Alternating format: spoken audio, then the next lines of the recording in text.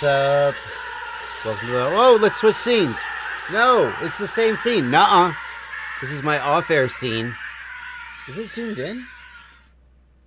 No, it's the same camera. Ha ha! This is my room scene. See, that's no difference. Oh, let's just get right to what you're really here for. Yeah, it's me. Hello. Oh.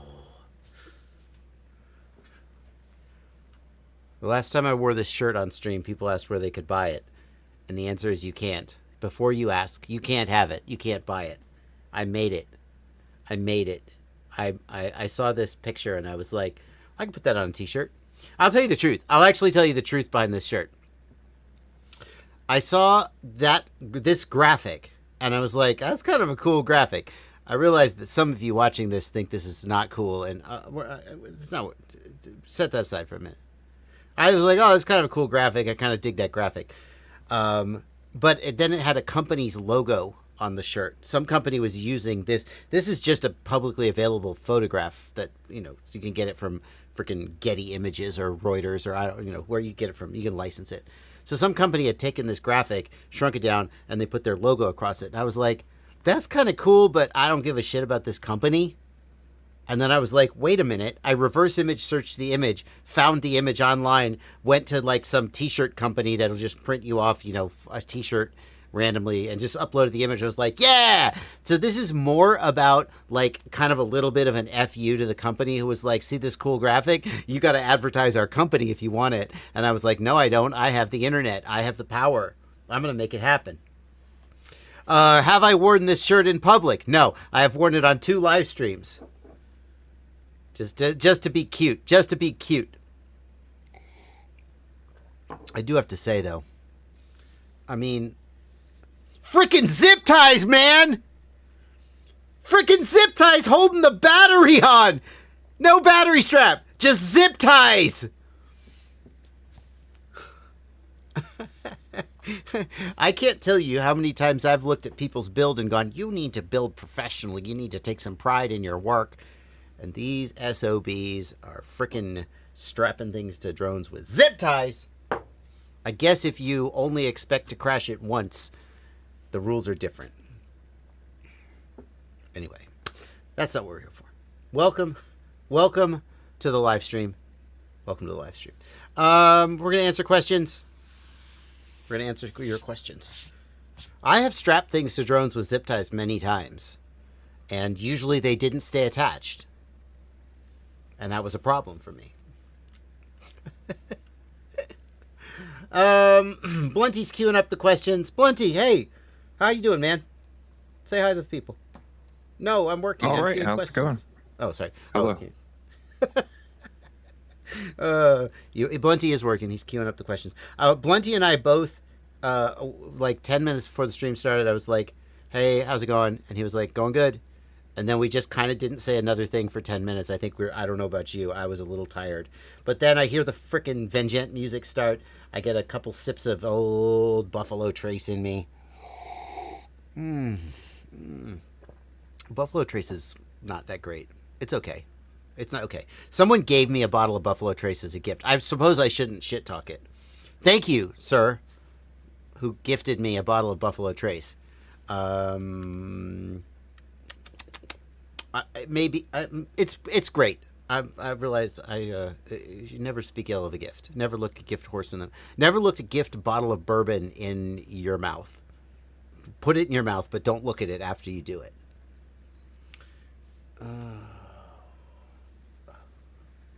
Crown Black. My wife went to a party the other night, and she said one of the guys there opened up a 55-year-old bottle of Crown, and I said, I don't think Crown Royale, like it's not like, a fine scotch that after 50 years it's like aged and gotten better. He just had, and she was like, yeah, no, it was terrible. It was terrible. I was like, okay, that's what I expected. That story ended exactly how I expected it to end. Why did you have a 55-year-old bottle of Crown? How in 55 years did no one decide to open this bottle of Crown? Anyway, all right. So we're gonna answer questions. That's what we're gonna do. We're gonna answer questions for a couple hours. Yay. Here's a question from Gelbs FPV who asks, have you ever done a custom ESC startup tone? I have programmed my ESCs with custom startup tones that other people have made, but I've never personally made one. If you have BLHeli32, if you have Blue Jay, if you have AM32, all of these ESC firmwares can have custom startup tones. One of my favorite things to do, I've done this like once in my life, but it tickles the crap out of me, is to take someone's drone when they're not looking and reprogram the ESC to play Never Gonna Give You Up when you power up. It's like a Rickroll in real life. Every time they plug in, it's do-do-do-do-do-do-do. And it's like, ha-ha, I tricked you. And then they have to, you can't change it unless you have a laptop. So, yeah,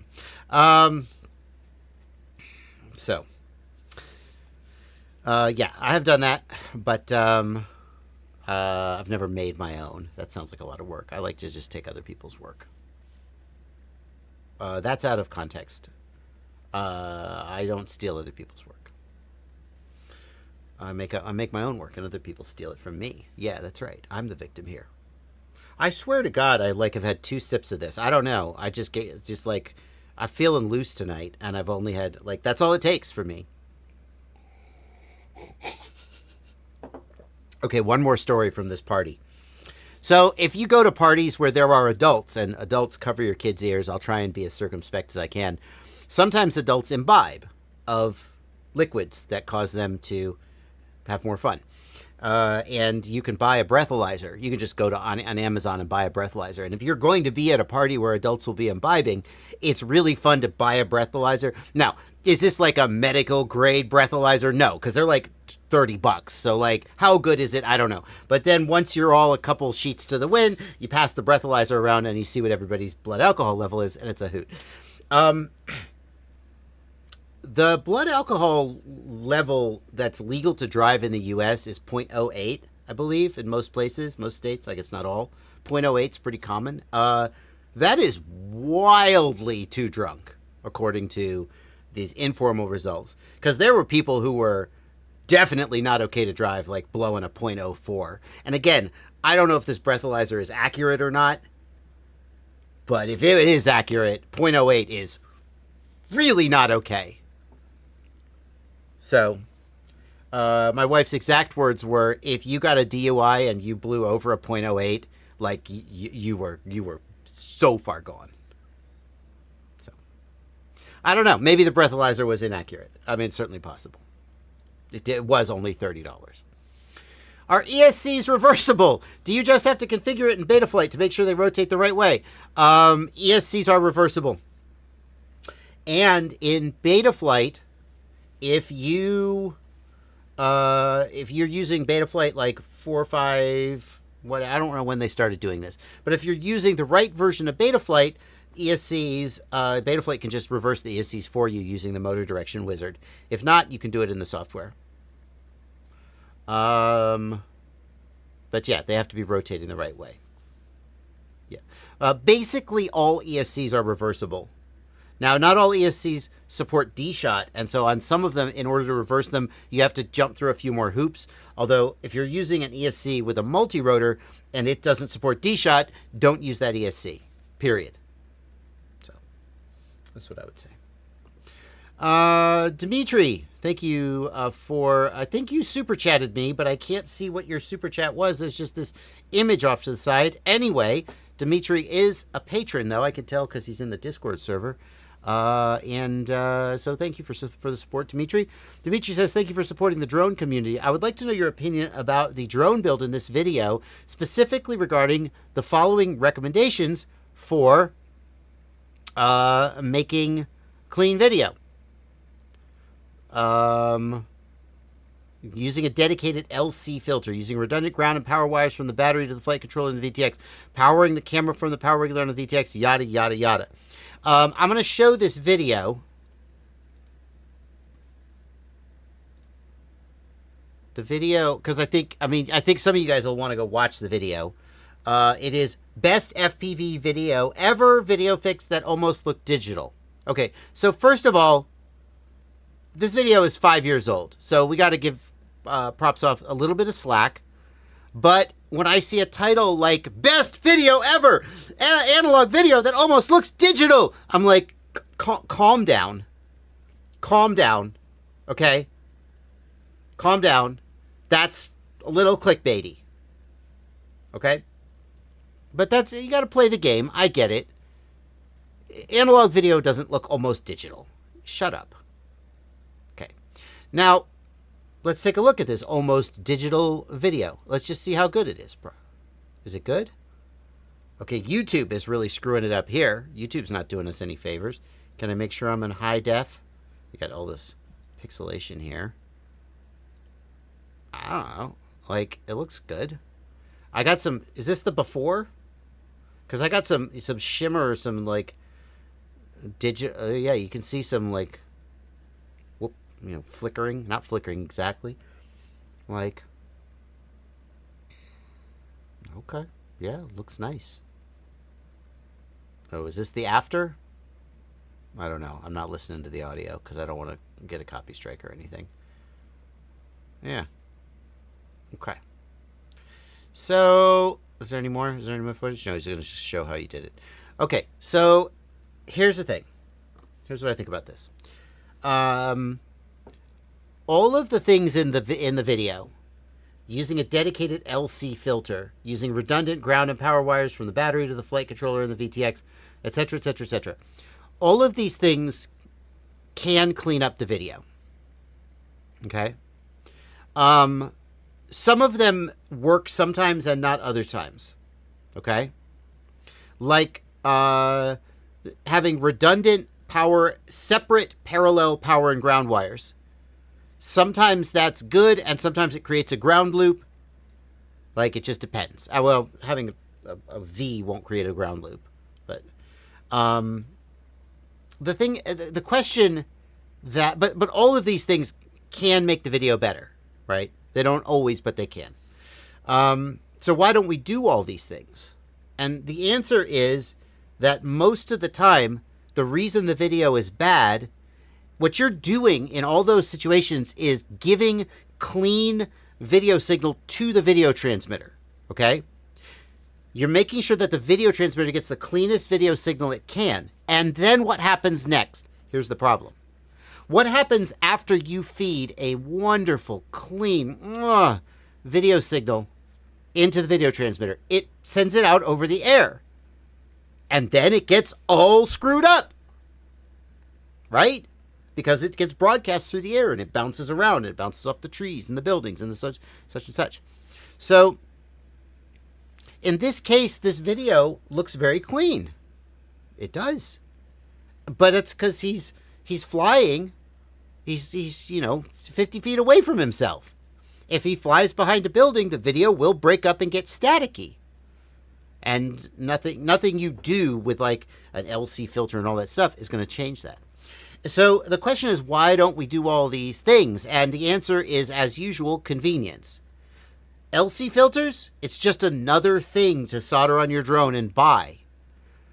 Wiring the camera to the video transmitter's voltage regulator, it's a little more messy to do the wires that way. It's more convenient to wire the camera to the flight controller, right? So people do what they do out of convenience, and the video looks decent, right? And then we broadcast it out over the air, and nothing you did makes that any better or worse. You just have a staticky signal as you, and that is such a dominant factor that when you fly away, your signal gets staticky and weak, that the rest of it's kind of like meh. So here's the thing: if your analog video has a bunch of like wavy black lines in it, if you're getting electrical noise from your drone, then all of the things that this video says to do will potentially, likely, probably, maybe help you. But there's tons and tons of people who have pretty decent video already, and they didn't do all that stuff.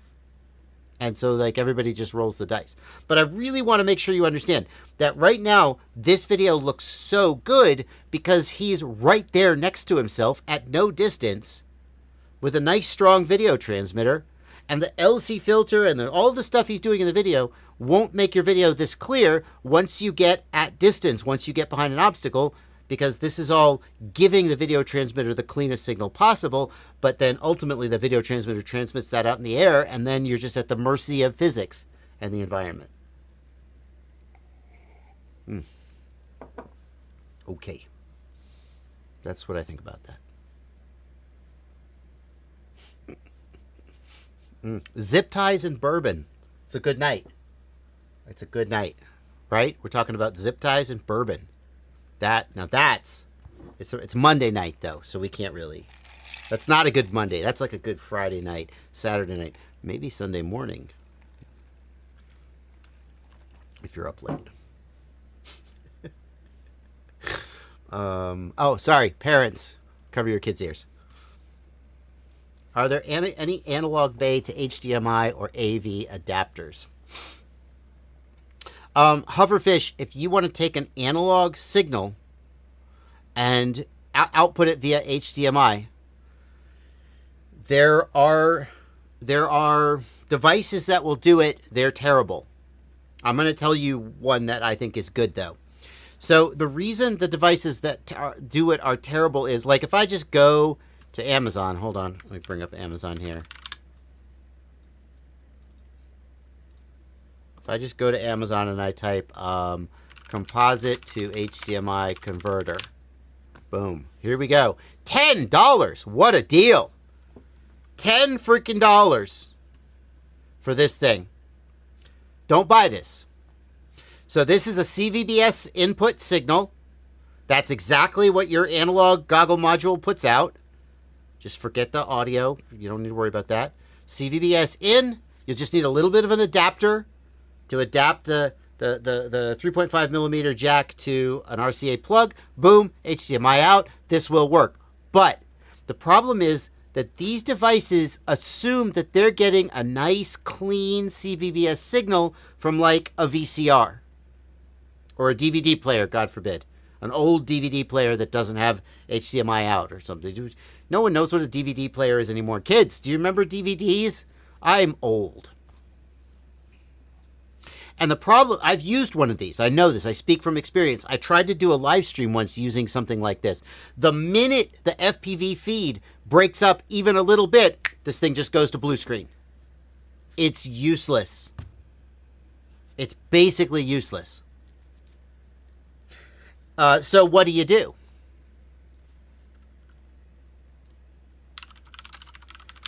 This is overkill, but you spend $200 on the HD0 monitor.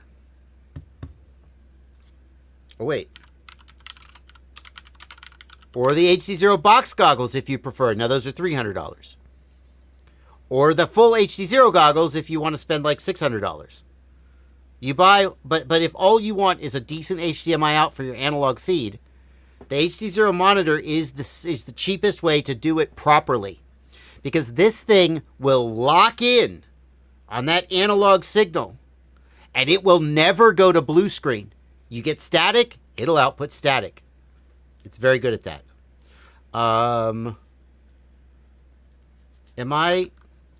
It does have HDMI. Yeah, it does. It does. I just want to make sure. HDMI output for both HD0 and analog. Whenever I do this, I use my HD0 goggles. I don't use the monitor for this. So I just wanted to like double check that I wasn't like hallucinating that it had HDMI output. It does. I realize that $200 is more than a lot of people would want to pay for this.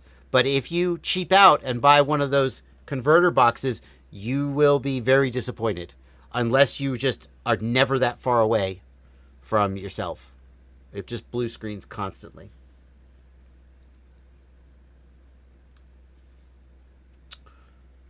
All right. Moving on. New Radiomaster radio set to release in July. Is this confirmed or is this a rumor? Are we thinking it's a color touchscreen boxer? The rumor that I heard was that it was like the GX12, but with a bigger color screen. Then that was like confirmed to be a rumor and denied. So I don't know. I don't know.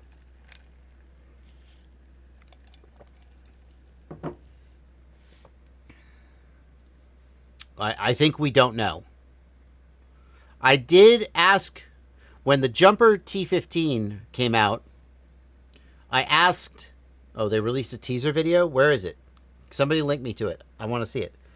When the Jumper T15 came out, I said, Radiomaster, this is great. It's like a Boxer, but with a color touchscreen. When are you going to make one? And they were like, yeah, we're working on it. Maybe this is it. Let's have a look at this video. Oh, it's a short teaser. It's very short. Do we have music? Do we have video, audio? Faster. Okay, it's got a faster processor. Fine, I guess. Stronger. Oh! Does that look... That does not look like a GX12. It kind of looks like a Boxer, doesn't it? Maybe it's got stronger. Does that mean like 2 watts output power? Wouldn't that be nice? Oh, nope. You're not going to let you see it. Hang on. I know this trick. Can we do the thing? Can we do the thing? I want to do the thing. Okay, I don't know if this is going to work, but we're going to screen grab this. I might need to actually download the actual video. The screen grab may not work. Let's find out, though. We're going to go into Photoshop. Has someone already done this? Is there a new teaser? Someone says this teaser is from a week ago. Oh, there's another teaser. Hang on. I don't want to know what's new. I don't ever want to know what's new. I only want you to give me what I expected. It's just the same thing I always have. Shut up. I don't want to use AI to generate image. Oh, Radiomaster. Radiomaster, too smart. Not going to give us anything. It's blacked out, fully blacked out. Sometimes you can like just do that and you get more. Okay. Let's have a look. Facebook. Am I logged into Facebook? Oh my God.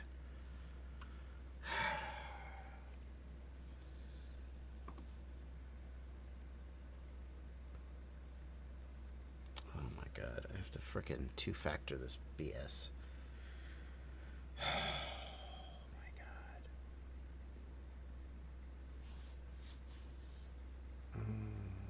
Yes, it's me. Allow this login.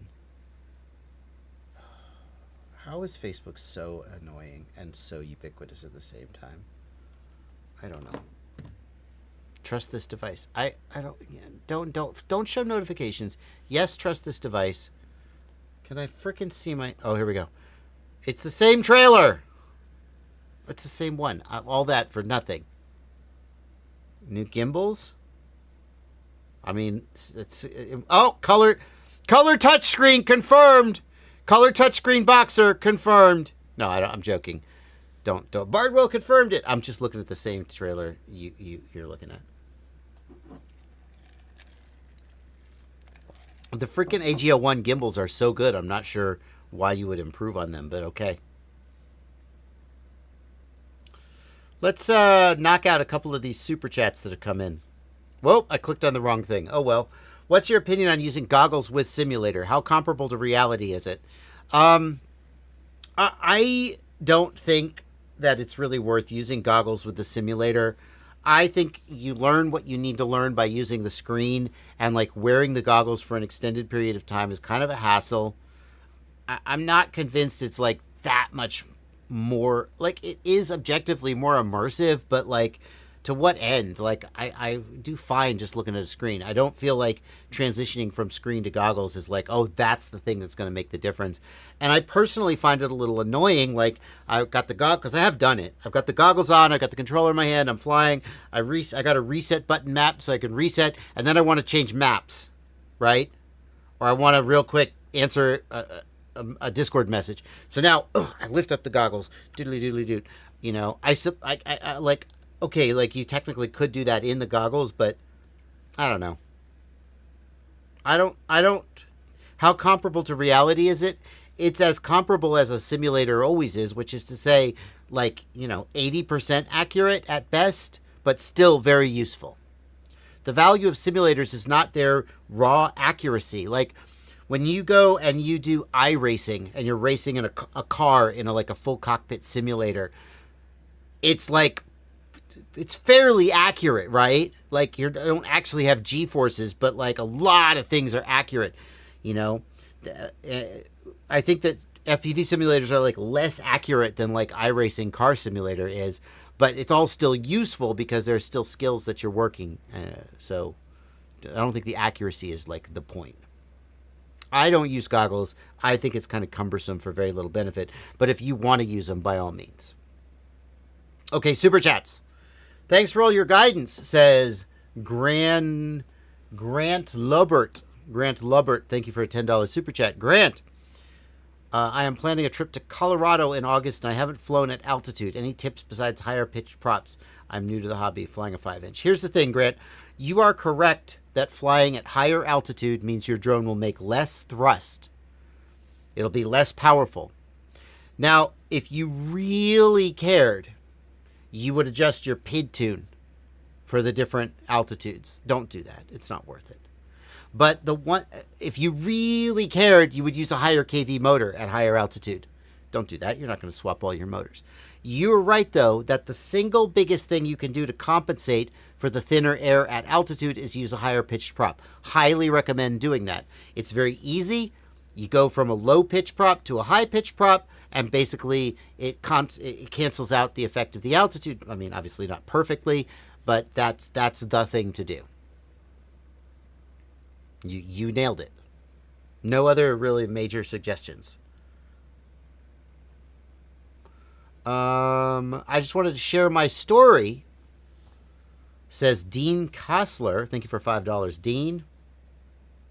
Yes, sorry, to back up. Brandon Beans, you're 100% right. If you use a higher pitched prop, you might not need to change your PIDs when you go to higher altitude. That's exactly right. Leave your PIDs, just do a higher pitched prop, and you're good to go. Okay, Dean Kostler, thank you for $5.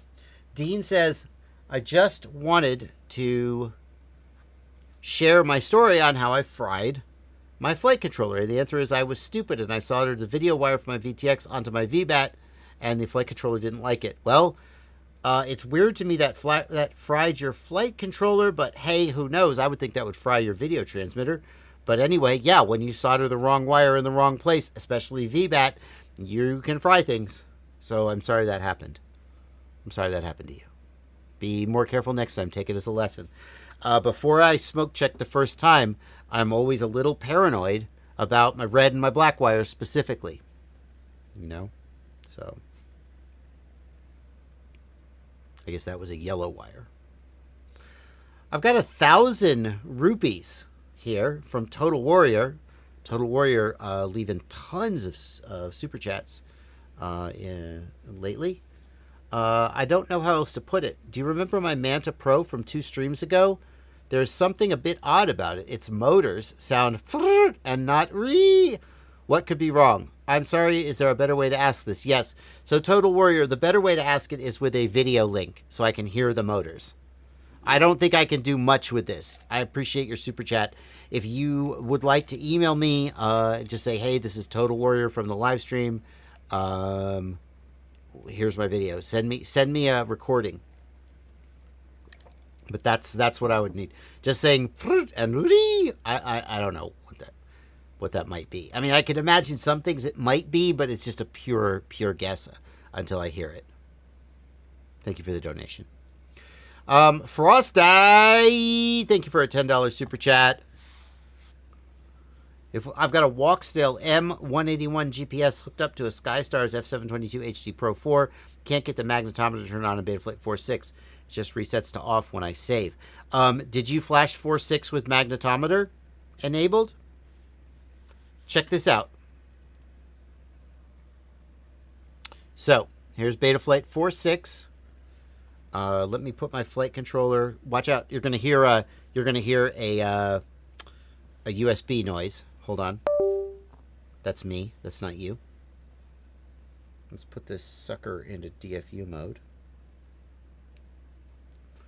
And I didn't actually need to do that because I'm not actually going to flash it.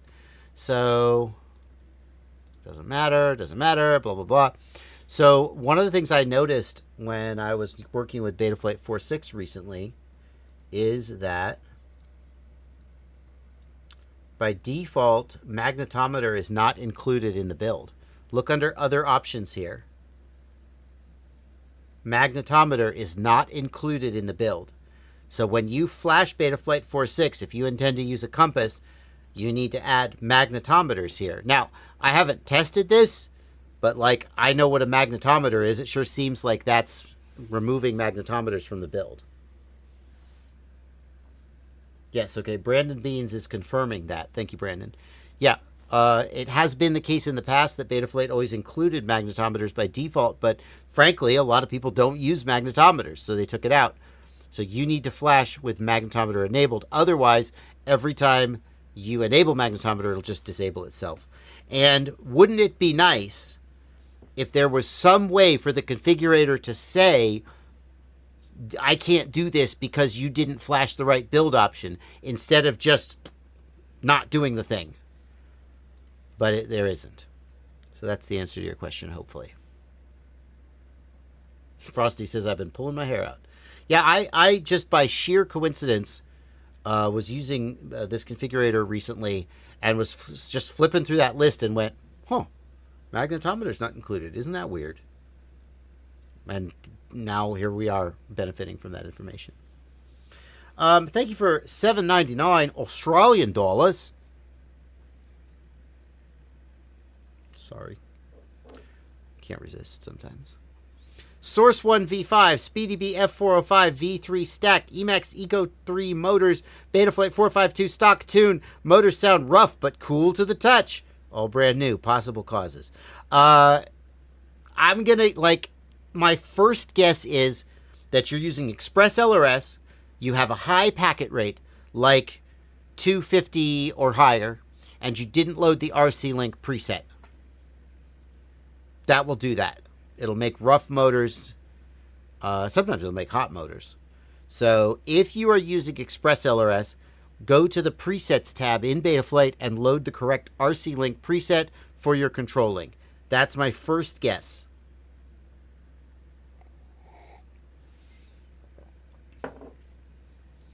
As what would make rough motors. Blunty, how'd I do there? Blunty, you do a lot of troubleshooting, and you often have like suggestions for troubleshooting, and I'm like, oh, that's good. Why didn't I think of that? How was my first guess? Sounded good. I think ELRS preset is the thing I always say in this case. Same. Yeah. Yeah. You gotta plan B. I mean, if they're cool, not really. He says, because cool and rough is weird, right? Because normally you think rough is rough because they're cycling up and down a lot. Yeah. And that would be creating heat from the constant braking in and firing up and down, right? Yeah. So, yeah, I'm not sure. It says 250 hertz packet rate preset is loaded. Damn it. I prefer it when people just say, oh, that's it. You saved me. And then I can just smile and feel good about myself. That's a tougher one. I mean, rough motors. Here's the thing.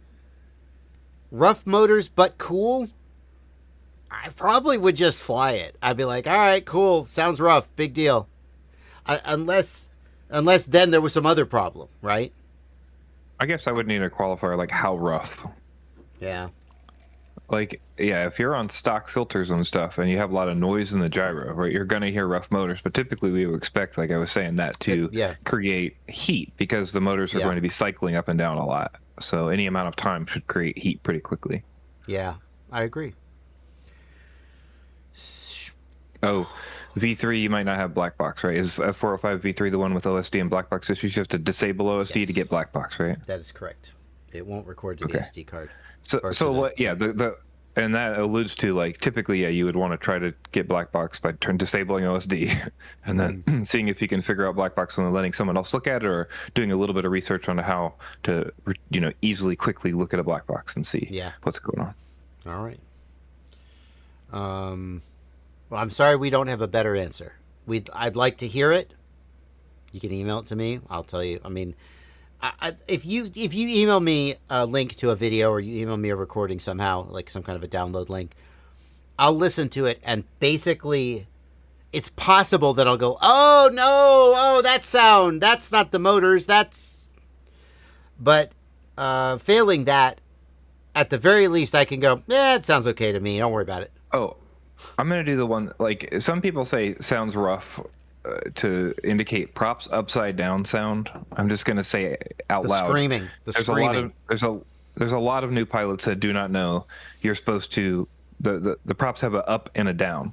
Mm-hmm. You know, we have a counterclockwise and a clockwise prop, and that has one way that it goes on, so just make sure your props are right set up. That's good.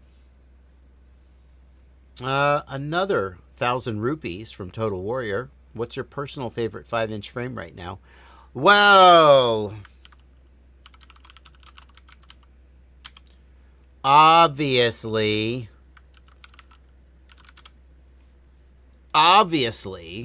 what am I going to say? Except for the QAVS Joshua Bardwell edition, right?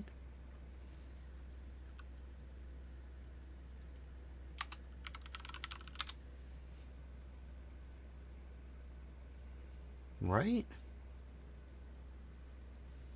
Where is it? There we go. Joshua Bardwell. Obviously, it's this frame with my freaking name on it. My personal favorite, because I'd helped design it. Wow. Never mind. I changed my mind. It's $103. There's no world in which I would buy this for $103. By the way, I'm sorry. Right now, someone at Get FPV is uncomfortable with my candor. Is that just what frames cost now? I mean, I was like okay with this in the $65 price range. I thought that was a fair price. $103 is a lot to ask for a frame. Like, unless that's just what all frames cost now, in which case, sure. Am I that out of touch? Flyfish RC Volador, $100. Oh my god. Is this like when Bill Gates thought a banana cost, $20? No. They're not $100. Like, no, see, here we go. Speedy B Mario, $50. $72. $68. Impulse RC Echo Blackbird. Okay, that's an ultra premium frame, $104. I would have always said that that's a very expensive frame, and I probably wouldn't buy it because it's too expensive. Luminaire QAV-R, $100. What are you smoking, Luminaire? How is this frame $100? $123. Okay. AOS 5 race frame, $90. I'm sad. You want some suggestions? $142. No, I want to just keep reacting to these ridiculous frame prices. $103 for the AOS RC Evo. Okay. $100 for the Speedy V Master. I mean, yes, there are some cheaper options out there, but apparently, is this just a Get FPV thing? Hang on, Blinty. Hold that thought. I will come back to you. Pyrodrone. Is this just Get FPV jacking up prices? Get FPV cranked their prices during the tariff situation, and maybe they just haven't come back down. Which, by the way, if that happened, that's what everyone accused them of would happen. Geparcy Vapor, $85. Mark V, $90. Volador, $90. Speedy B Mario, Rockstar. Okay, my new favorite frame is the Speedy B Mario. It's a solid frame. It's not like the mostest, bestest in the world in every way, but it's 50 freaking bucks. Isn't that the one that has a stupid thing for the stack that vibrates? No, that's the Master. The Mario is not like that. Oh. Yeah, good question. $90. Axis Flying Manta 5, $50. Apparently, frames are just $80 to $120 now. Okay. I quit FPV. That's it. I'm out. This is stupid. I know. I don't mean that. What the fuck? $115 for a for a frame. I mean, I know prices have gone up. I don't know, man. This is just hitting me. You know, flight controllers doubled in price 3 years ago, and I was like, ouch. Okay, well, but frames have resisted that for so long. This is stupid. Who could pay $100 for a frame?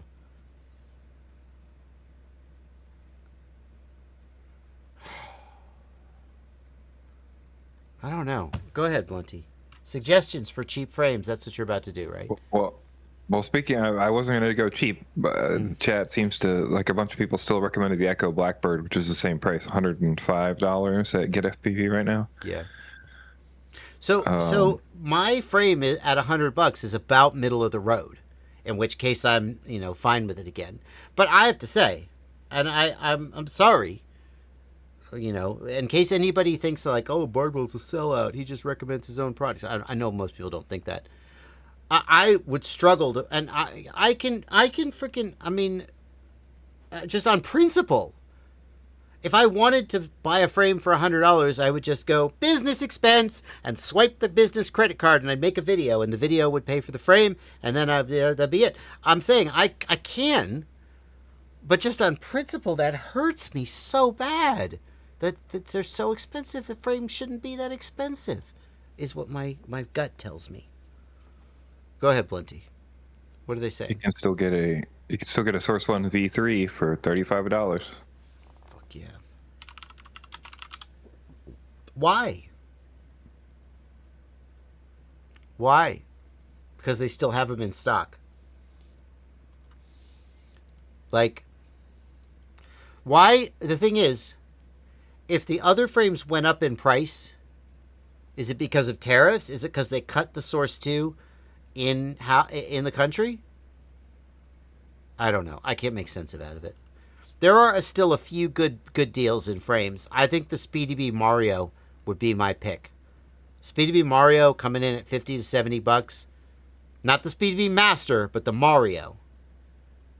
SpeedyBee Master has a problem. That hurts me. If I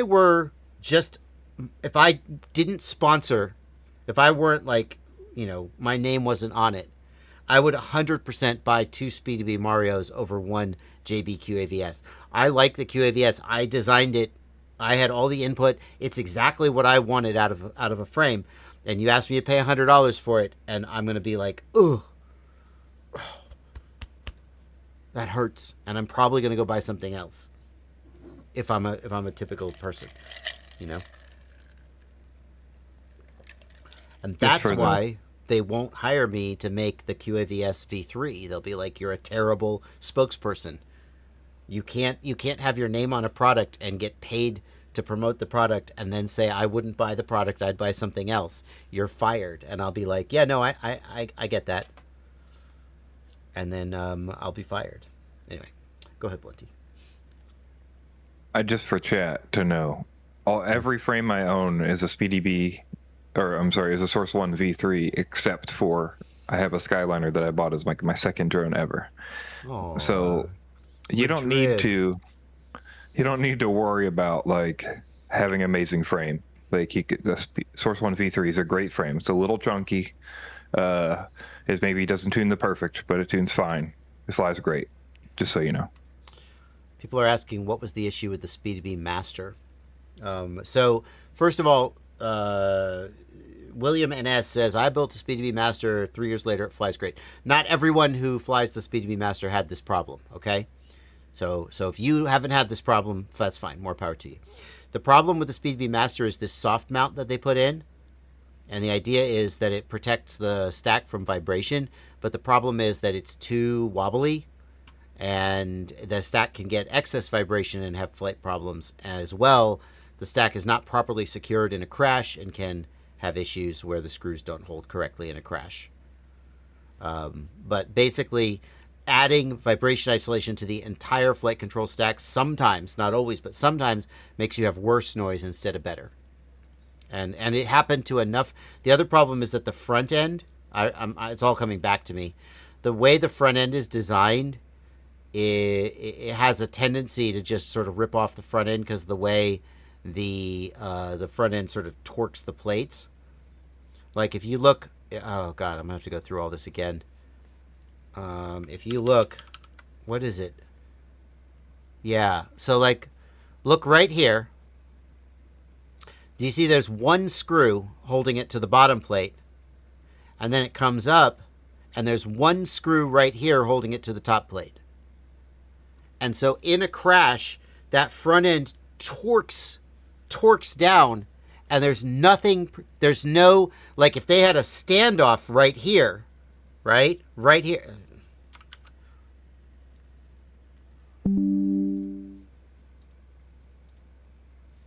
They need a standoff right here. Right? So now, when you crash and there is an upward force and this whole thing wants to sort of cam backwards like that, that results in a downward force here, and this standoff braces it and everything is fine. Where's the erase button? There it is. Erase, please.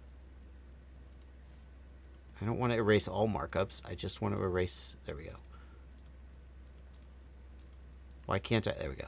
So without that, now there's a crash and you get this torque, and this is driven downwards. And the only thing to prevent that is this screw and this screw. And that's not enough. And it has a tendency, not always, but it has a tendency to just rip the front end off in a hard crash. It just feels like there's some weird design decisions made that I don't agree with and that people have problems with. I'm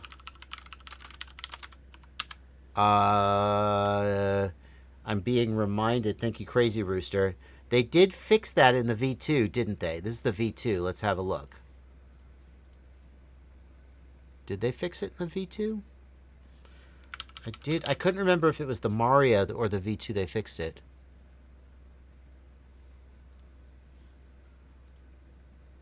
It's hard to tell.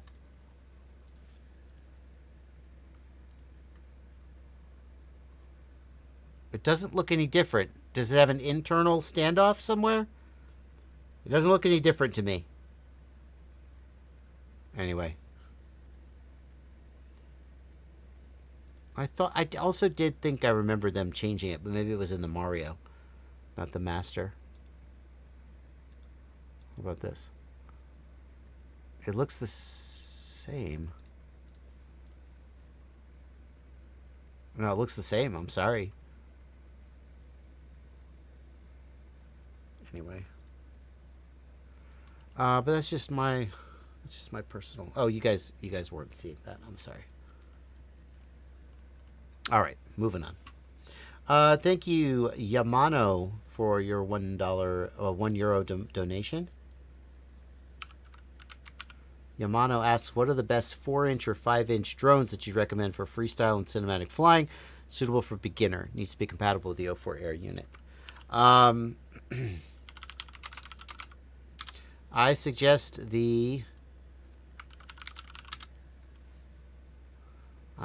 that we go to my website. Now, there are pages on my website that are a little out of date. This page has been updated recently.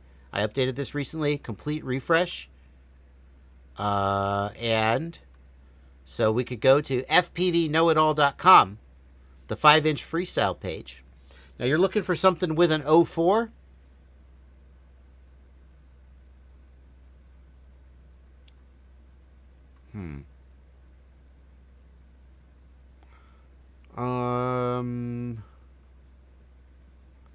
What does 03, 04? Yeah, the Gep-RC Vapor X5 is a solid choice.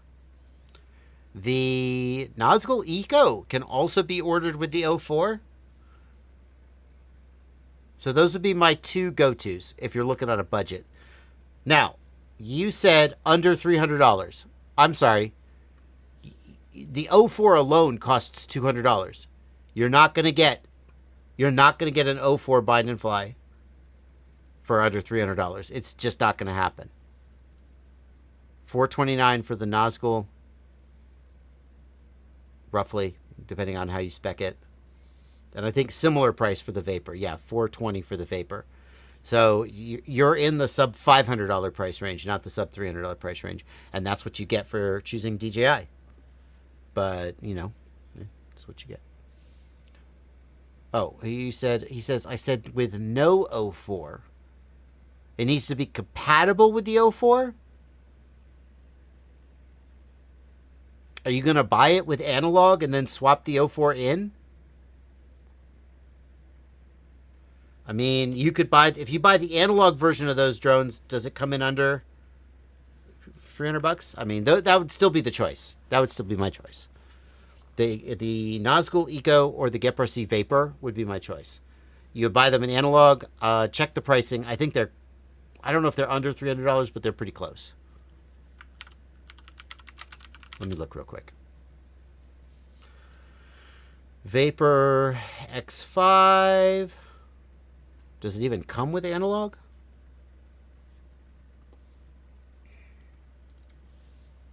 Analog. Vapor X6. X6, X6, X5, X6, O4, O4. It doesn't even come with analog. What the hell? For real? 03, 03, 04 Pro, 04 Pro. Wasp, Runcam Wasp. That's the old. What do you mean? It doesn't come with it. You can't buy it with analog. Okay. No, there it is. Oh, there it is. Thank you. There it is. Last on the list. Somehow I missed it. 300. So you're still not under $300. Sorry. No. There we go. I don't know what my problem is. Now I got it. 219 to 254. Bingo. That's the one. Same for the Nazgul Eco. It's in the same price range. Just depends on what receiver you put in at the exact price. That is going to be under $300. And you could take the analog out and put the O4 in. Okay, we got there. We got to the answer. It took me a while. Bourbon and zip ties, kids. That's the key to a good night. I usually buy whatever motors are in stock, but I've recently dove down the rabbit hole about motor specs. Have you personally tried the Amax Inno motor? I have not. Thank you for $5, Wade Cloyd. Amax Inno advertises all these cool things about their motors, and they have been kind of expensive too. I haven't personally tried them. I can't speak to them. I don't personally think there's that much difference in motors when it comes to flight performance, especially in the 5-inch class. They've all sort of converged on a fairly consistent formula, and there's just not that much difference between them. If I wanted to like get the best motor, what I would do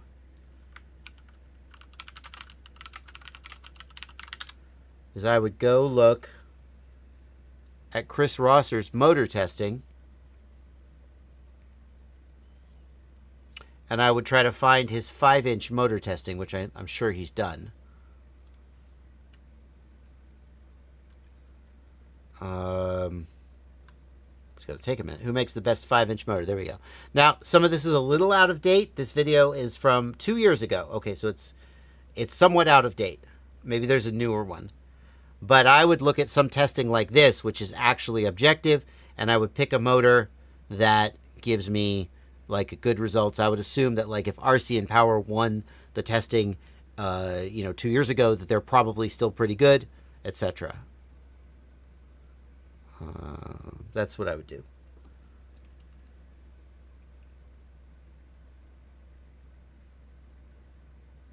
It doesn't mean I would just pick his motors because they came to the top of the chart, but like I would look at the stuff at the clustered near the top and I would focus on those, or I would just buy an inexpensive $18 motor and just enjoy it and probably never notice the difference. That's the thing. You ask me to pay $27 for some premium motor that like is 1 gram lighter and 7% more efficient, and then I bash it into a wall and it explodes and it's dented and it's broken, and then I have to pay $27 for another motor. Who freaking cares? The difference between a $27 motor and an $18 or $20 motor is not that big, is my humble opinion. And as a pilot, I'm probably going to buy a $20 motor and just enjoy it, unless I just have money to burn.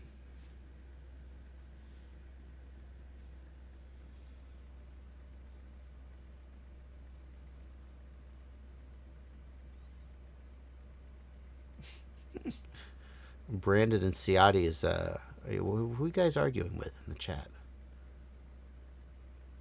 Hoverfish. You said you would update the sub 250 page like a year ago, and you didn't. Yeah, no, I took it. I don't know if I said I would update it. I don't know about that. What I do know is that I acknowledged that it was out of date, and I took it down off my webpage. So it's not there anymore because it was out of date, and I didn't think it was good to have it up. That definitely happened. If I did say I would do it, I haven't done it, clearly. So, accurate observation, I guess, is all I have to say about that. Ty Braun, thank you for a $5 super chat. Test flight went bad. Anything above 20% throttle, it goes full throttle and has no response from stick input. Usually, if you have a flyaway as you raise the throttle, that means that you have a problem with vibration. When the throttle is low, you don't have a lot of vibration. As you raise the throttle, the vibration gets bad and the PID loop gets into a feedback loop and it flies away. So you would probably need to look for the mechanical problem that is causing the vibration. There's something wrong with your build. The fact that it hovers at all means that, like, basic configuration is correct, your motor direction is correct, etc., etc. But then you would want to look for what mechanically is causing excess vibration in the build that makes the drone fly away. Also, if you're not on default PIDs and filters, then you would definitely want to go back. If you like loaded some PID preset that's wildly aggressive, that could be your problem.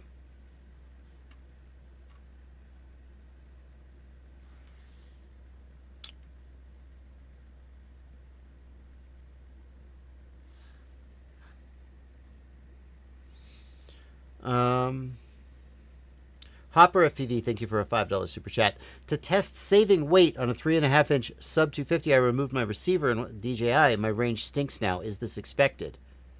The range for the DJI RC controller is the same as the range of the DJI Video Link, because with the O3 and the O4, the RC controller connects to the goggles, and then the Video Link and the Control Link are the exact same link.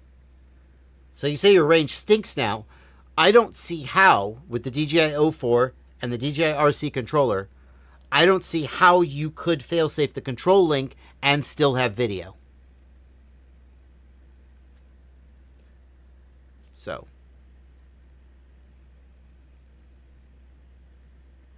That's what I would say about that.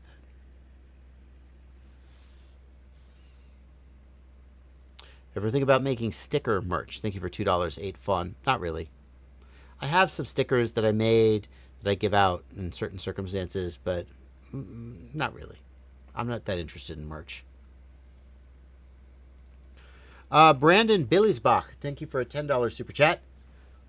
I've got a Meteor 75 Pro. I was flying around having fun, didn't watch my battery and ran it clean out, and now it won't hook up to my radio. And when I plug it in, it no longer starts flashing for ELRS Wi-Fi. Yeah, you killed the battery. I see. Oh, shit. Huh. Okay. There are some drones out there, 1S flight controllers. That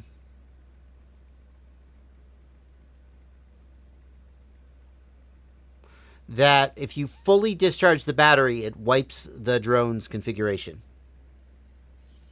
And the answer is that you have to reload the CLI dump. Did you save a CLI dump? If so, that would be great. If not, you're going to have to get a CLI dump from the manufacturer or set it up from scratch. What's wrong? People are talking about my focus, my camera focus. What's wrong with my camera focus? Nothing's wrong with my camera focus. I'm in focus. Right?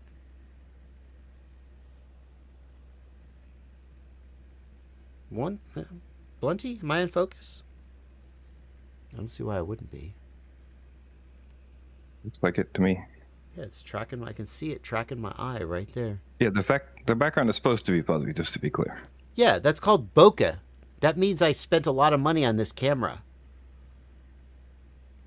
If it were all in sharp, how would you know how expensive my camera was? One thing I do notice, though, is that the depth of field changes, the focal distance changes as I move front and back. So one thing you will notice is that if I lean in and the camera... See, my old camera had terrible autofocus. It was fixed focus, one focal plane, and basically that was just it. If I leaned back, I got a little soft. If I leaned in, I got a little soft. It was just fixed focus because my old camera was a Panasonic and it had terrible autofocus. This is a Sony. Mwah, wonderful autofocus. Fantastic autofocus. But, so the advantage of that is that I can go like... Oh, hey, check this out. Here's a great example. I can go like, hey, guys, look at this cool watch that I have. Oh, and it just, whoop, focuses. Pretty cool. Oh, yeah, nice watch. And then, boom, focuses right back in. My old camera didn't do that. But then, watch the background as I lean forward. Do you see that as I lean forward, the background gets fuzzier? Because the camera is shifting its focal plane forward. Yeah, and if I lean backward, the background gets sharper because the camera's shifting its focal plane back. Yeah. So, what are you gonna do? I actually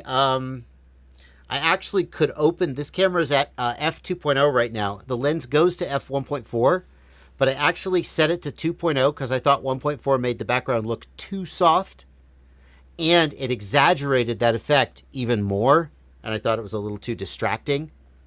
So. Blue Sky FPV, this watch is not a homemade knockoff. Although I have built some homemade watches. I don't know if I would call them knockoffs. It's a very nice watch, though. I'm very happy with it. I'll show you what it is if you're curious. Are you curious? Let's go to Bardwell's watch corner. So this is, no, it's not the Miltato. Milfort? Oh boy, I broke it. It says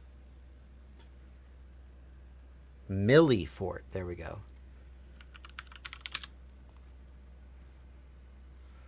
Which one is it? It's one of these. It's no. Oh, I can't find the exact one. It's one of these. It's really nice for like $100, honestly. It's a solid little watch. And Reddit gives it very high reviews. I'm not going to be able to find it. If I log in, can I just go look at my orders?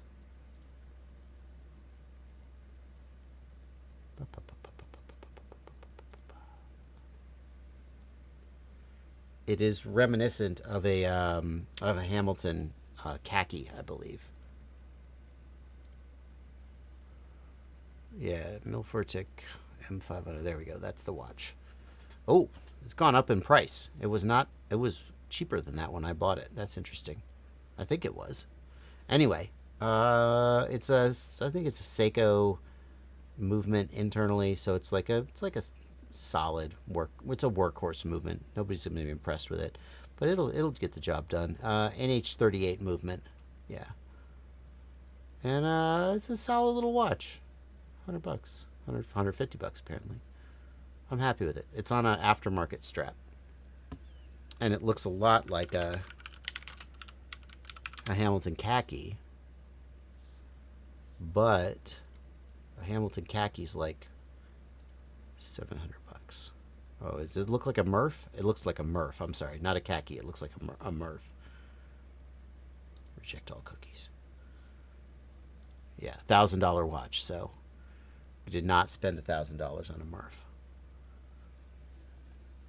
Anyway, and like I said, Reddit said that was a pretty decent brand, like solid value for money. That's what they said. So it's like, okay, done.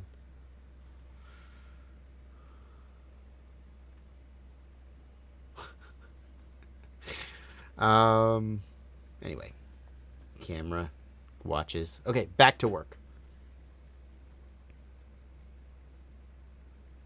Frauditor Central says, why can't I ever figure out the tabs to select on the ports page on beta app? Oh. Yeah, no. I don't know, man. That's frustrating, huh? It's pretty frustrating.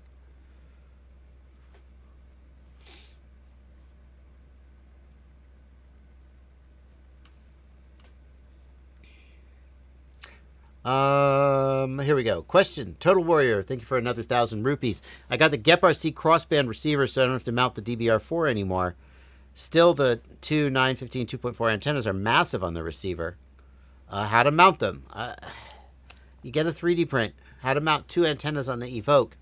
I don't know.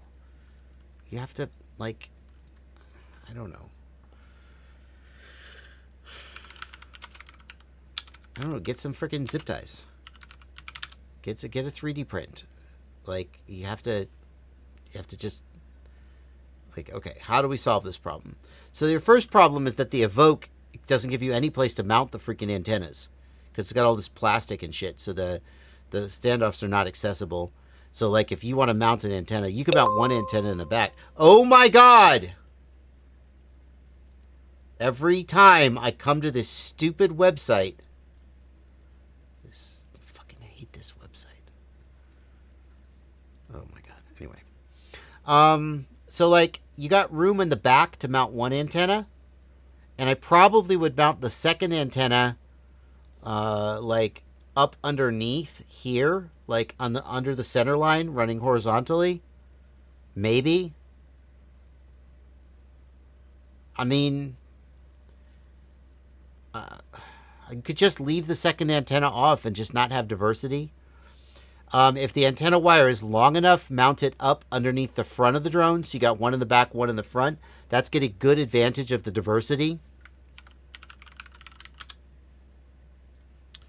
I always like to... And then what we'll do is we'll just go to Thingiverse and we'll search for ELRS antenna mount front.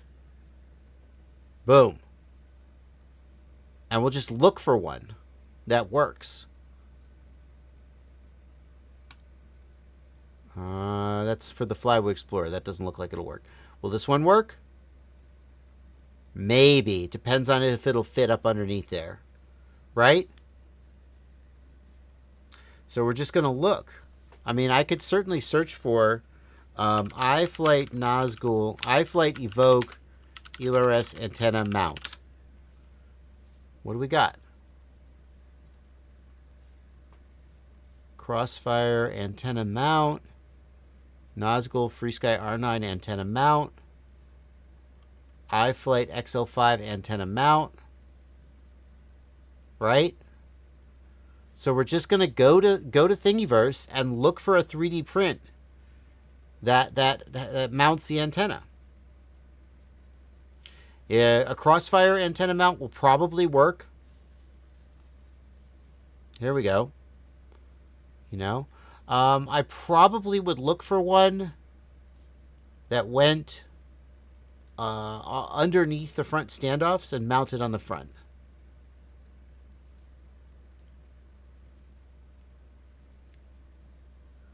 Yeah. I mean, the answer to your question is, like, how do I mount the antenna? Like, this is just a problem that you have to solve.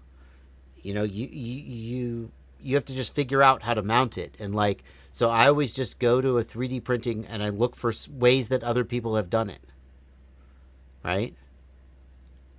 What about iFlight Evoke Diversity Antenna Mount? Do we have a diversity one? Here, ZMR 250 diversity. Oh, no, that's a terrible idea. Don't do that. That one's terrible. Right? We're just going to look and we're going to see what we find until we find something that works. I would definitely mount the antennas, both of them horizontal. I would probably try to put one in front and one in back so I get some advantage of the diversity. If I was feeling lazy, I would just remove one antenna and only use the other antenna, and I would use the existing factory mount, and I would get on with my day. Okay. Thanks for the huge database of information. Thank you for the $20 super chat, Todd Tube. Meteor 75, Flylens 85, or Pavo 2.0 Pro. Flylens 85, especially if you're thinking about DJI. I think the O4 is too heavy for a 75.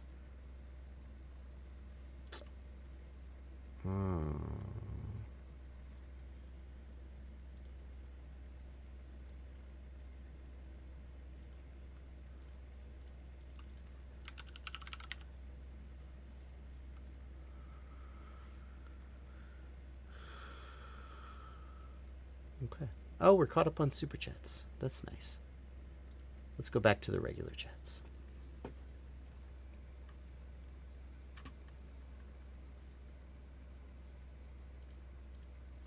Okay. Here we go. How does HD0 penetration compare to analog penetration? I think HD0 is close to on par with analog watt for watt. I definitely think there are times when HD0 looks like it's about as good as analog watt for watt. There are two problems with that. A lot of the time, HD0 looks worse than analog watt for watt. Maybe a lot is unfair. Some of the time, it looks worse. In terms of range, sorry, I'm being a little. Let me try to be precise with my speech. HD0, in terms of its image quality and resolution, looks better than analog all of the time. But in terms of usable range, like I fly into a building and I start flying through the bando and I go 1 room deep, 2 rooms deep, 3 rooms deep, how far do I get before the signal breaks up so much that it becomes unusable? I think there are times when it is on par with analog. There are other situations where it seems to do worse. HD0 seems to do particularly bad in multipath environments, like a building with a big open cattle ring or rodeo with an auditorium with a metal roof, right? Something like that, multipathing, a warehouse. I don't know, do you fly in warehouses a lot? Do you fly in the woods where there's like very little multipath? The other thing is that HD0 maxes out at 1 watt, but with analog, it's easy to get 1.6 watts or even more. 2.5 watts is out there, not too hard. And so if you, and analog is going to be cheaper. So you're going to spend $60 on, except as we learned today, maybe today that same $60 video transmitter is now $100. I don't know. But you're going to spend maybe half of what you'll spend on the HD0 Freestyle on like a 1.6 watt or maybe a 2.5 watt analog VTX. Excuse me. It's going to have more power and potentially more range than HD0. So I think in the real world, HD0 often does worse than analog. Like under just the right conditions, HD0 will do as good as analog, but seldom much better.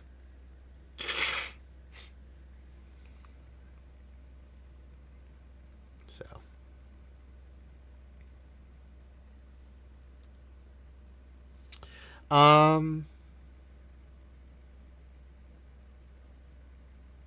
what field of view is realistic on a sim? I think about 110 degrees is pretty typical of a lot of cameras.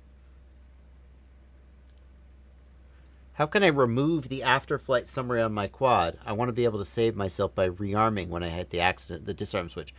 Okay, so first of all, dude B22, the after-flight summary screen doesn't stop you from rearming.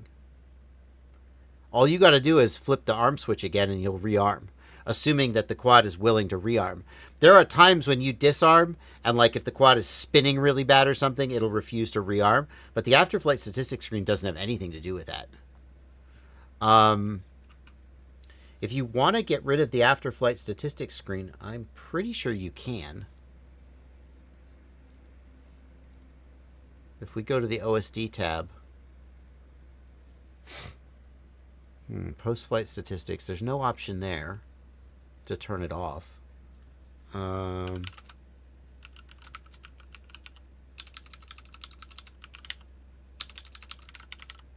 No, I'm not seeing an option. That is saying if you turn off all the boxes, you won't get a screen. I don't know if that's correct. Interesting. Oh, well, by the way, while we're talking about this, don't forget, change your small arm angle to 180. Yeah. So that you can arm upside down in the air. That's the common issue. Yeah. Good point. So I guess you could just turn off all the post-flight statistics. And then, as Blunty said, the other thing you need to do is go to configuration and set your maximum arm angle to 180. And that will allow you to arm even if you're, like, upside down. Other thing, you're going to be panicking. Don't forget you need to slam your throttle down. It's easy to forget because you're in the middle of the air and you're expecting to be able to fly. But your throttle has to be down to arm just like normal. So yes. It won't rearm.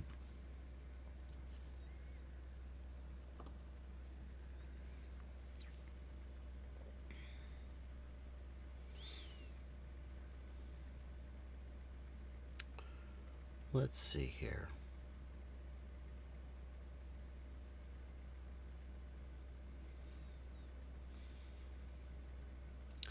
Smuggy Gaming says, I've been watching your content, just bought into the hobby. I have Fatshark Scouts on order as my first goggle. Will they be any good? So I have a piece of advice for you. This is a piece of like life advice. And like you already spent your money on the Scouts. Okay? At this point, there's no point in asking people if they're going to be good or not. You already bought them. They're on the way to you. You're going to use them. You're going to... If I say, no, they're bad, are you immediately going to not even unbox them and send them back? Like, if I thought they were terrible, I'd be like, send them back. Don't use them. I don't think that, by the way. I see this a lot, that people settle on a product, they buy the product hasn't even come yet, and they're so anxious about whether they bought the right product that they go around asking, oh, did I buy the right thing? It's like, well, you bought it. So you're going to use it. At this point, like, just be happy, right? That's the thing. If you ask me that question and I go, oh, no, the Fatshark Scouts are awful. Wow, you really effed up. You wasted your money, buddy.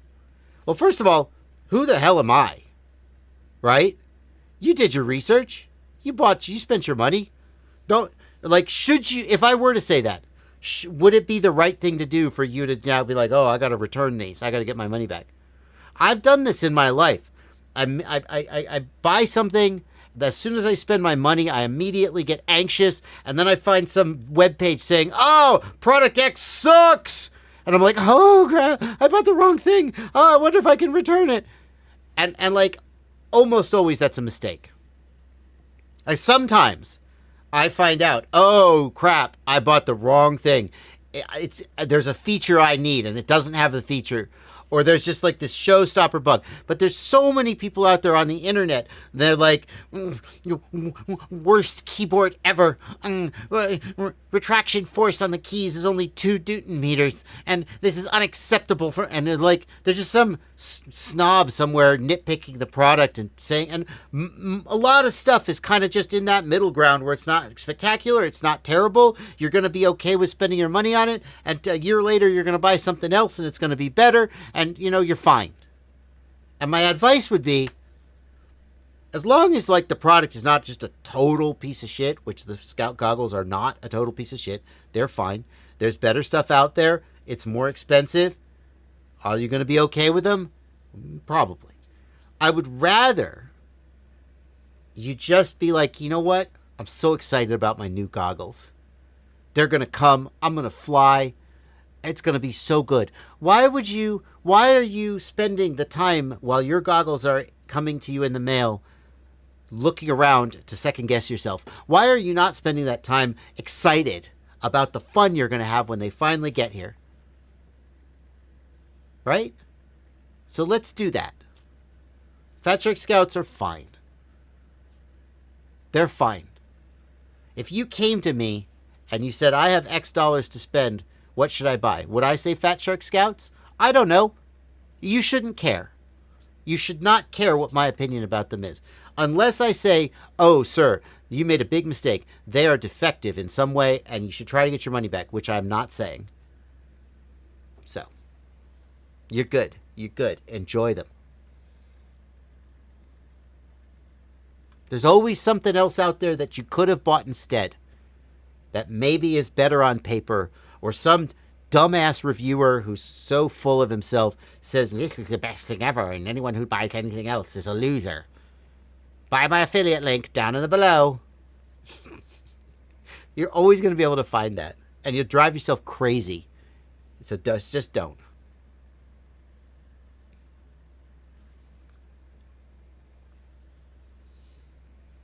Anyway.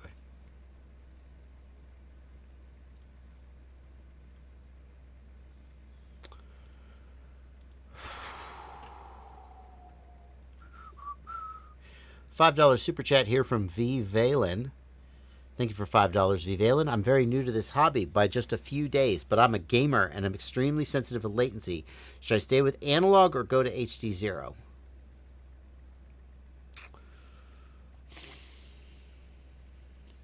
Here's what I would say.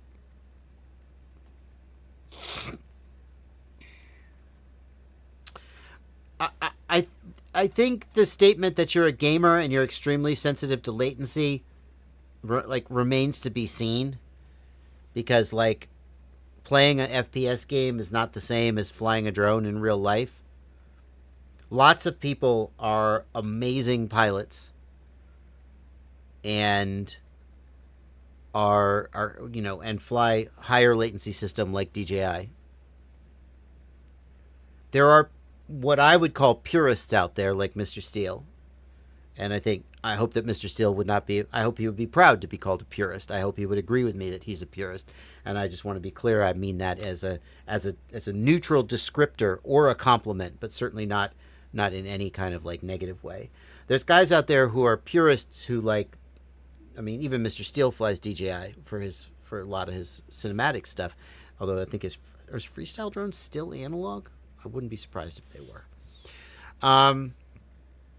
I would say that just because you're latency sensitive as a gamer doesn't mean that the lowest latency video link is the best one for you as an FPV pilot.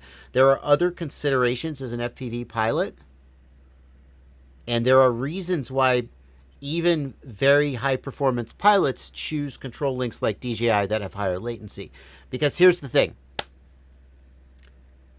If I were to give you a 480p screen at 16 milliseconds latency, or a 1080p screen at 35 milliseconds latency, which one would you do better with? I mean, there's some debate there, but you see what I'm getting at, right? Analog, very low latency, but very poor video quality, resolution, etc. So sometimes the ability to actually see where the frick you're going is more important than the lowest possible latency. You see racers choose the lowest possible latency because here's the thing. A racer is flying on a predictable, repetitive course. A racer is trying to go through gates. There's the gate. It's a big square. And that doesn't mean that racers don't need precision. They do, because the highest racers, they're not shooting for the middle of the square. They're shooting for the upper left corner of the square. They're very precise. But ultimately, you don't need a 1080p feed to hit the upper left corner, to hit your apex on a gate, especially because the gate is always in the same place every time. And so to some degree, your precision comes from muscle memory as much as pure video quality, pure seeing where you're going. Racers choose the lowest latency, and they're willing to sacrifice video quality to get it. That's where their priorities are. But unless you're a racer, I think you need to consider the possibility that latency is not your primary concern, that being able to see where you're freaking going is your primary concern, and the way to get that additional resolution is to go to a higher latency link like DJI or Walksnail. Now, that being said, I think if you're just getting started, I would tell you to go with analog on your drone, because at this point you kind of don't know what you want. You don't know what you don't know yet. And analog is the least expensive option to kind of get you in the door and get you experiencing it. If you wanted to get an HD0 goggle, like the HD0 goggle or the HD0 box goggle, that would get you an analog. Excuse me. Pardon me. Sorry. That would get you an analog system, an analog goggle, as well as an HD0 goggle. And if later you decided to go HD0, you could. If you buy the HD0 goggles, wait till literally tomorrow, July 1st. I believe that's when the new HD0 goggle drops. I'm not 100% sure about that, but it's coming soon. And the new HD0 goggle will have an analog receiver built in, is what I'm hearing. And then if you want to save a little money, spend $300 on the HD0 box goggle. And there you go.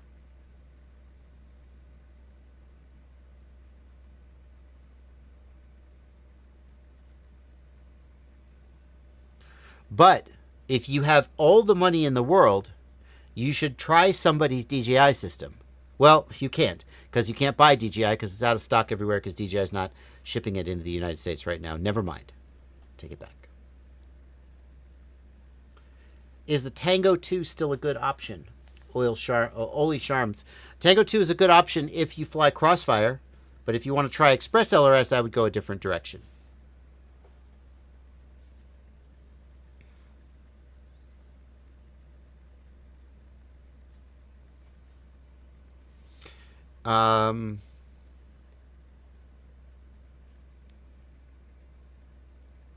Which Avatar VTX and goggles are suggested for long range?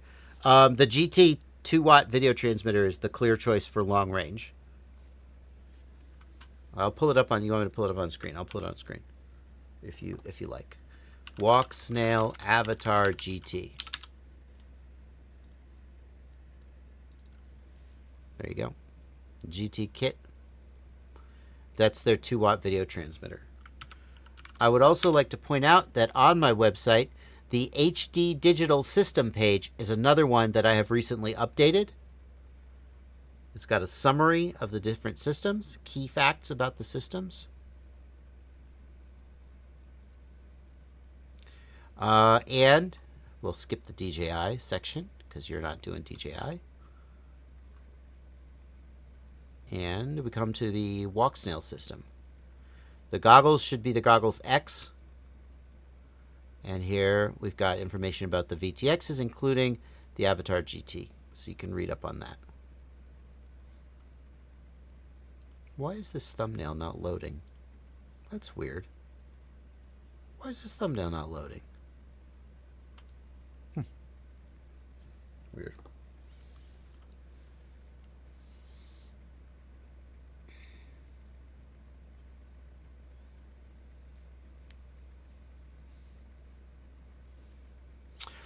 There's some debate in the chat over whether DJI's race mode is effective or not. I can tell you that not only did I make a video where we tested DJI Analog and HD0 on the race line together and had no trouble. A little bit of interference, but the pilots were right next to each other. So that you got a little bit of speckles in the goggles, but overall it was perfectly fine and no different than any other sort of racing situation.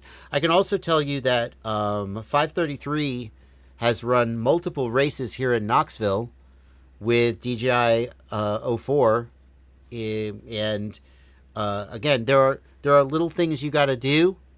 Like I believe what they do is they put the DJI guys on 1 and 8 and the analog guys in the middle. So there's like little things you have to do, but ultimately it 100% can be done. The O4 race mode it's not like a magic bullet that fixes all the problems, but it definitely makes everything pretty usable.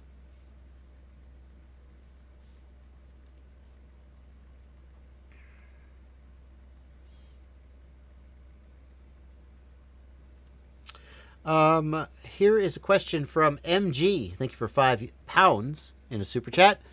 I'm building a VTOL with Molicell P50B lithium ion. During takeoff and landing, I'm pulling max power. How do I compensate for the battery sag so I can land? Yeah, that's a great question, MG. This is an inherent problem with VTOL fixed wings. You take off at full voltage. You settle into cruise. You run the battery down.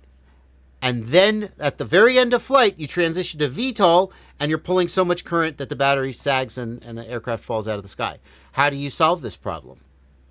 You have to have enough gas in the tank that you can land. You can't fly the battery down to 3.0 volts. You're flying fixed wing, forward flight, 3.0 volts. You're just, 4 amps. You're cruising. It's all good. You transition to VTOL, suddenly you're pulling 25 amps and the battery sags out. You have to know, if you're going to land VTOL, you have to know that you can't take the voltage that low. Or, you just have to do it. Molicell P50B are a fairly high power cell, so I don't think you're going to there's not another cell I'm going to suggest for you that's higher power.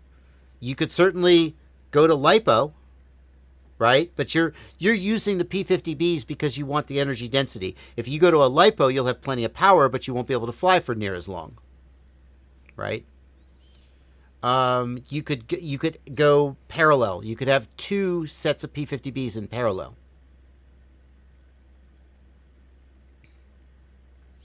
I think what you would like me to say is that there's a way that you can put a little LiPo battery as like a backup tank just for landing, and then like in flight switch over to it. There isn't really a feasible way to do that. Nothing's impossible with sufficient application of money, but there isn't like an easy and obvious way to do that.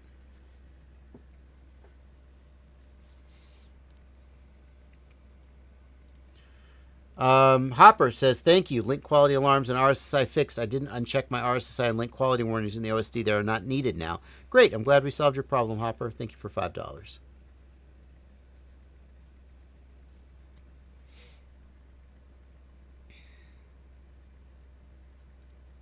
Smuggy Gamey. Same thing. Is this the same guy?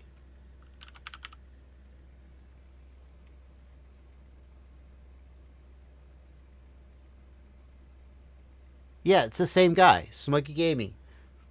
Do you think I'll have a good time starting with it? No, I think it's going to be incredibly frustrating, and you're going to get so frustrated, and you're going to hate it. I think you're going to blow up for your flight controller, your ESC, burn out your motors, and if, God forbid, you somehow manage to get the aircraft in the air, you're going to crash it, and it's going to explode, and you're going to cuss, and you're going to wish you never got into this hobby. Or maybe you'll have a great time. I don't know. Why are you asking me this? All the equipment you listed there, the Source 1 V5, the SpeedyB, the Xylo Stealth motors, that's all fine. That's all fine equipment. No mistakes there.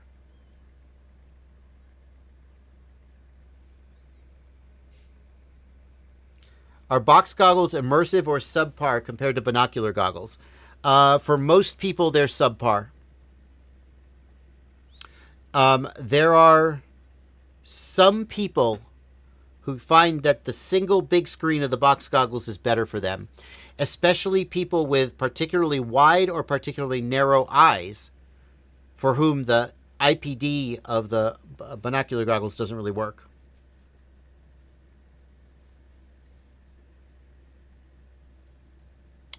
But for the most, and there were times when you could get box goggles like with a great big screen that was much more immersive than the binocular goggles screen. To be clear, the binocular goggles have a very small screen, like a 1/2-inch screen, but then there are lenses that make it look bigger. Okay.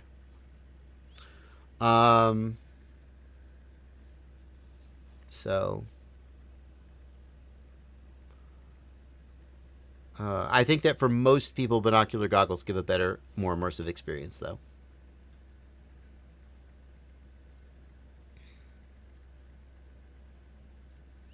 Mike Brown says, I bought a bunch of AliExpress F4 clones. None of them will arm. So, like, Mike, when you've got an aircraft that won't arm, there's two possibilities. One is that the flight controller knows that you're trying to make it arm, and it's refusing. And in that case, you will get a warning on screen, and that warning will tell you what you need to do to fix the problem and make it arm. Okay? So when you try to arm, and you see on screen, throttle, that means your throttle is high. You need to lower the throttle, or you need to check your endpoints. The other alternative is you try to arm and nothing happens, and that means the flight controller doesn't even know you're trying to arm, in which case you got to get your aux modes and your receiver sorted out. That's the short version. Obviously, I'm not going to be able to troubleshoot this for you. Like, the very first thing you do is you check that you have movement in the receiver tab. Is your receiver working at all? Is your receiver bound? Once you have movement in the receiver tab, you check your aux switch, and you make sure that your arm switch moves an aux channel. Next, you go to the modes tab, you set up your arming mode, etc. These are the steps you have to go through. Somewhere in this process, something isn't set up right. And since it's happening on all four flight controllers, it's possible. It's unlikely you got four bad flight controllers. It's probably that you've missed a step in the setup. Your receiver's not bound. Your flight controller is not getting signal from the receiver, etc., etc. If you want somebody to walk you through this, It's Blunty has a service where for $50 an hour, so just basically for $50 because it's not like guaranteed he'll solve your problem in an hour, but he probably will. So for basically $50, Blunty will get on the phone with you over Discord, get on a Zoom call, and help you sort out your issue. And you can message him on Discord at It's Blunty, ITSBLUNTY, if you want to try and take him up on that offer, and he'll sort you out.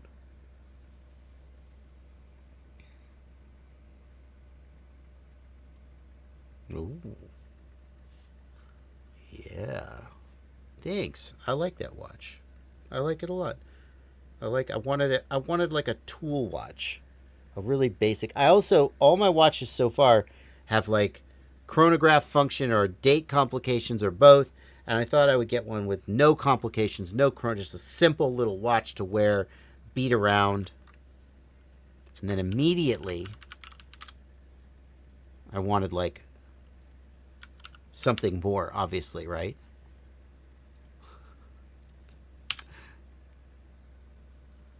Because like this one. Okay. So I finally figured out the VK67 is the GOAT chronograph movement in the Seiko line. Everybody goes for the VK63. Everybody goes for the VK63 in the sort of, mod watch. Oh, well, that's not helpful. Where are you going to... No, F you. F you. F you, go away. Where's the subdials? No, I need the subdials. So everybody goes with the VK63 because it looks like a Rolex Daytona or a Speedmaster. It's got the 3 subdials, and you could kind of make a look-alike. But the problem I have with the VK63 is this subdial is the seconds hand. Yeah, let me zoom in here. This subdial is the seconds hand. This subdial is the minutes for the chronograph.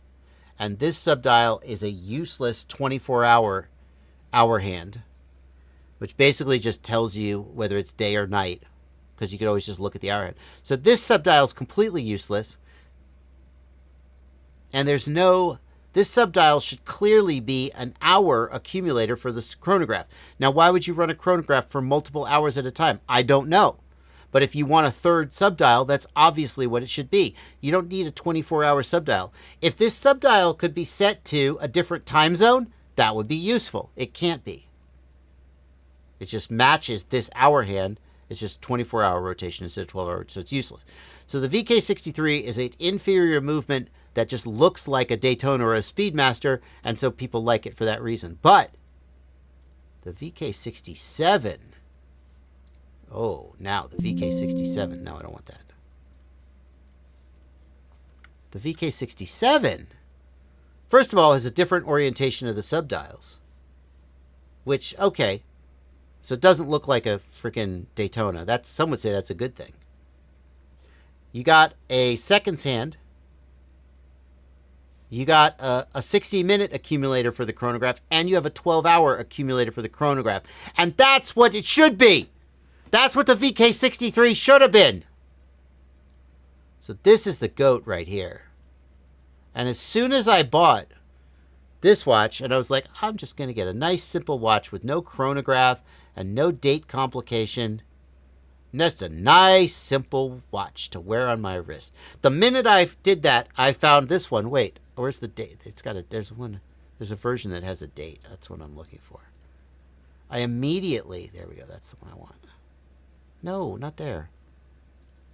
Why do you keep doing this to me? There we go. I immediately was like, oh, but I could get the VK67 version and have a chronograph with 3 correct subdials and a date complication. And I was like, oh, well, that's clearly the one I should have bought. Yeah. So.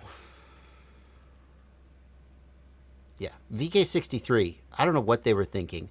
Except I guess we need 3 subdials so it looks like a Daytona or a Speedmaster.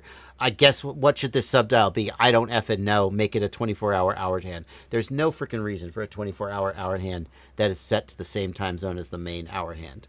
It's useless. It's freaking useless. Anyway. I have on this an FKM rubber band, which I think makes sense for this watch. Yeah.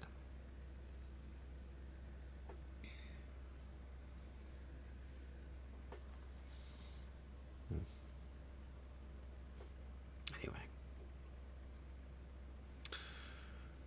Why doesn't it match the hour on the watch? It does. Useless unless you get locked in a windowless room for a few weeks. I submit that if you're locked in a windowless room for a few weeks, knowing whether it's daytime or nighttime outside doesn't really help you very much. I don't know.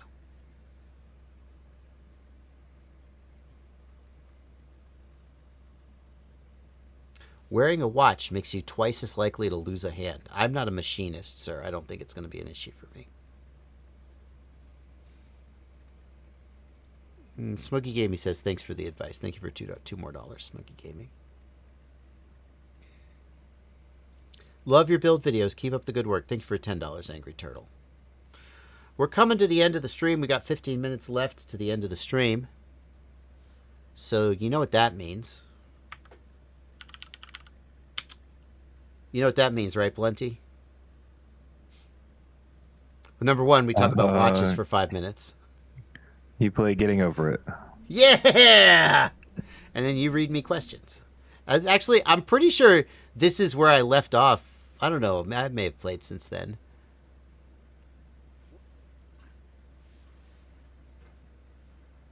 Yeah. Okay. John says, what minimum wattage soldering iron for big motor pad lead soldering? I see so much cold soldering on Reddit.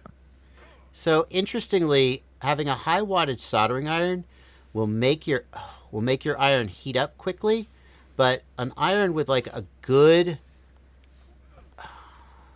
come here. An iron with like a good heating element, good thermal design is so much more important than just raw wattage. Oh, come on. So there is no wattage number that's disappointing. That's very disappointing. A bad iron with high wattage is not going to do well for you. And a good iron with like a middling wattage, like 45 or 60 watts is really all you need. And the rest is just in the thermal design of the iron. So you need a good quality iron with a good design, but raw wattage, like you need temperature control and then good thermal design, but raw wattage alone isn't the answer. And if you're working with like a good quality 45 or 60 watt iron, and you still can't get like solder pads to melt, there's something either wrong with your iron or wrong with your technique. You know, like your tip may not be clean, or you may not be using flux. Okay, that'll do. That'll do. That'll do. That'll do. That'll do. Okay. Yeah, so don't focus on pure wattage. You may need a bigger tip to hold more heat, that kind of thing. Oh, no. Come here. Don't go down. Yeah, that would be my advice.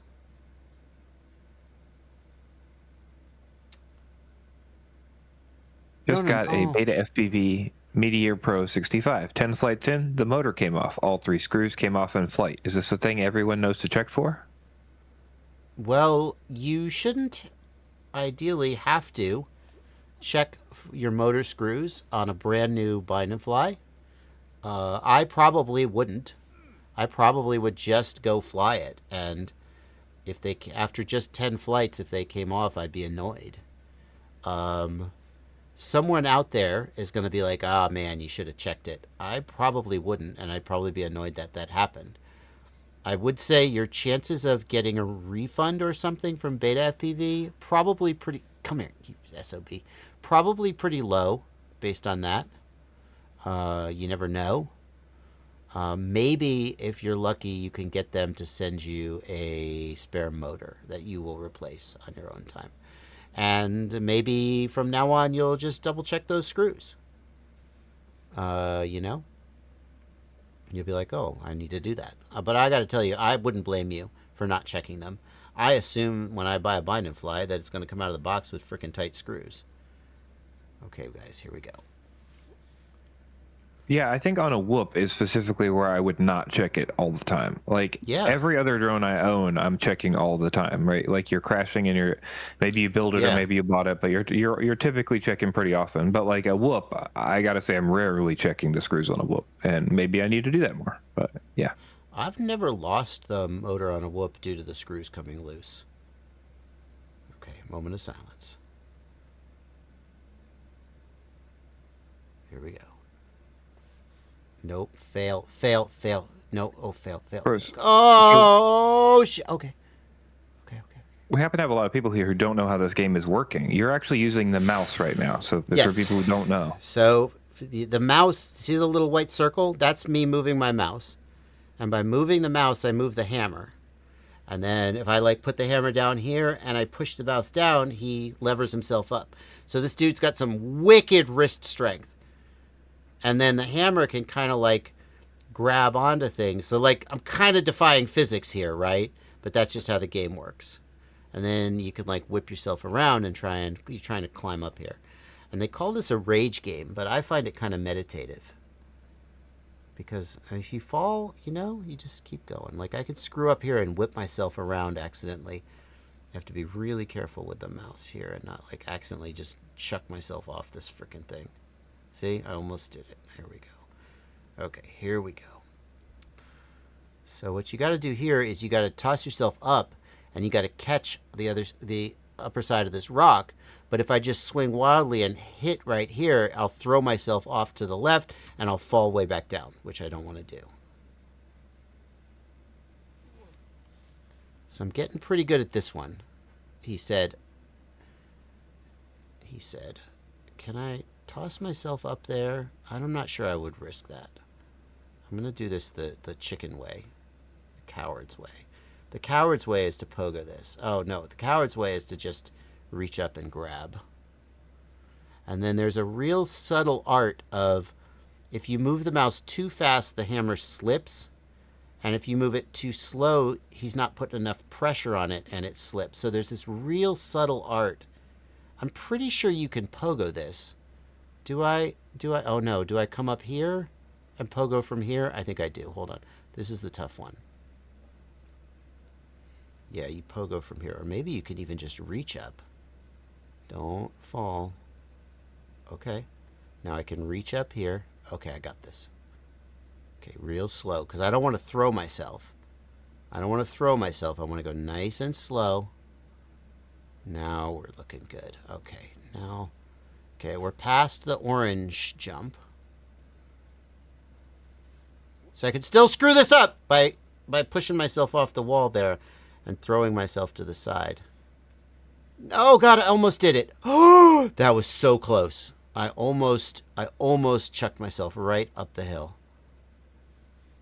Okay, back down the hill. Okay, so now... All right, we got a super chat.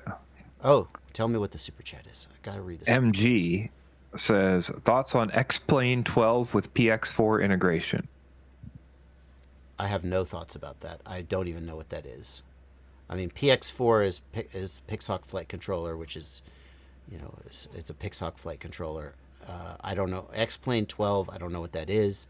This sounds like completely out of my wheelhouse. X-Plane 12 is some kind of advanced flight simulator. That one I've not heard. I've heard of X-Plane before, but not X-Plane 12. Yeah. And there is apparently a project to connect X-Plane to PX4 software in the loop to simulate drone flight in X-Plane environment. Oh, that's cool. No, but I don't know shit about that. Yeah. I don't have it. I think, you know, that sounds cool. I don't really have a... Oh, yeah. See, I'm getting good at the hat jump. Just barely out of the channel's wheelhouse, I would say. Yeah. As far as PX4 and yeah, like I've started doing a little bit of familiarization with ArduPilot in the hopes of getting a little more familiar with ArduPilot, but then you got PX4, which is like adjacent to ArduPilot, but not ArduPilot. This one's gonna... I'm okay at this, at the anvil jump, but it's gonna take me a couple tries. The secret to the anvil jump, I think, is... So if you just put the hammer here and pogo up, you don't go high enough. And you can't go further by, like, jerking the mouse even further. Like, it doesn't work like that. What you have to do is you can get a kind of a springy... Like, do you see that the hammer bends slightly when I push down? Do you see the hammer bends? Do you see it? Right there, it's bending. The hammer has a little bit of springiness in it. And you can manipulate the springiness, you see, to go further. And so you carefully... like time and watch how it moves. There's a lot more nuance than you think when you first start playing this game. There's a little bit of springiness in the hammer, and it makes you able to manipulate that in various ways. Okay, looking good. Super Deluxe says the Goggles 3 have 2 cameras on the front. Only one of them is used for pass-through mode. Why? Is that true? No, I think they're stereo. Aren't they stereo? I think they're stereo. All right. He seems convinced there's only one of them being used, but I'm not sure. Wouldn't that mean you're seeing it from one side? Yeah, it would. Brandon Bean says 2 cameras are used for 3D mode. Oh, is 3D mode something that can be turned on and off? That would make sense, because it might get, like, headache-inducing. Honestly, I've never... I used the pass-through when I first got the G3, and I was like, oh, that's cool. And then I, like, never used it again. And sometimes I turn it on by accident and forget how to turn it off. And I'm super annoyed that it exists. Brandon says if you use 2D mode, like with PIP mode enabled, then it just uses 1. Mm-hmm. Thank you, Brandon. Interesting. Beans. Why don't you go join Brandon Beans' Patreon? Okay, here we go. This one's going to be no problem. Okay, looking good. Now we come to... I'm going to have to push up here. Oh, no! See, I almost accidentally just threw myself right back down there. Now we come to the bucket jump. And the bucket jump... the fast way to do the bucket jump is to pull off that ledge, pop up here, come on the right side of the bucket, and pull yourself up and catch the ledge. But I still can't get that reliably, so we do the bucket jump the long way.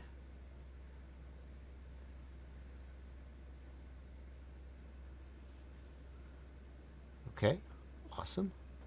Looking good.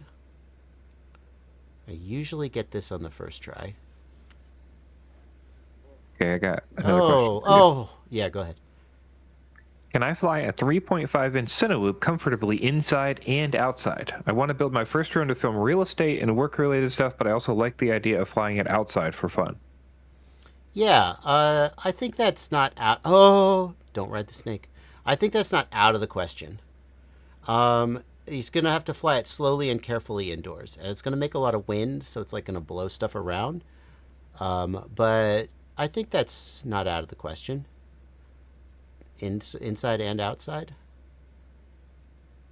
Yeah, it's very doable. Just know that like that 3.5 inch Cinewhoop size, yeah, like you said, it's very loud and there's a lot of wind. Yeah. So you have to make those considerations when you're doing a fly through. If you're doing it for like, I mean, we've talked about this before, especially on the news, but like unless you really need the FPV shot, it is rare in real estate that the indoor shots need to be done with a drone. But it really depends on what you're trying to go for, who the product's for, you know, that sort of thing. Okay. Oh god. Oh god. Oh god. I'm having a real. I usually don't have this much trouble with the bucket jump. I gotta say.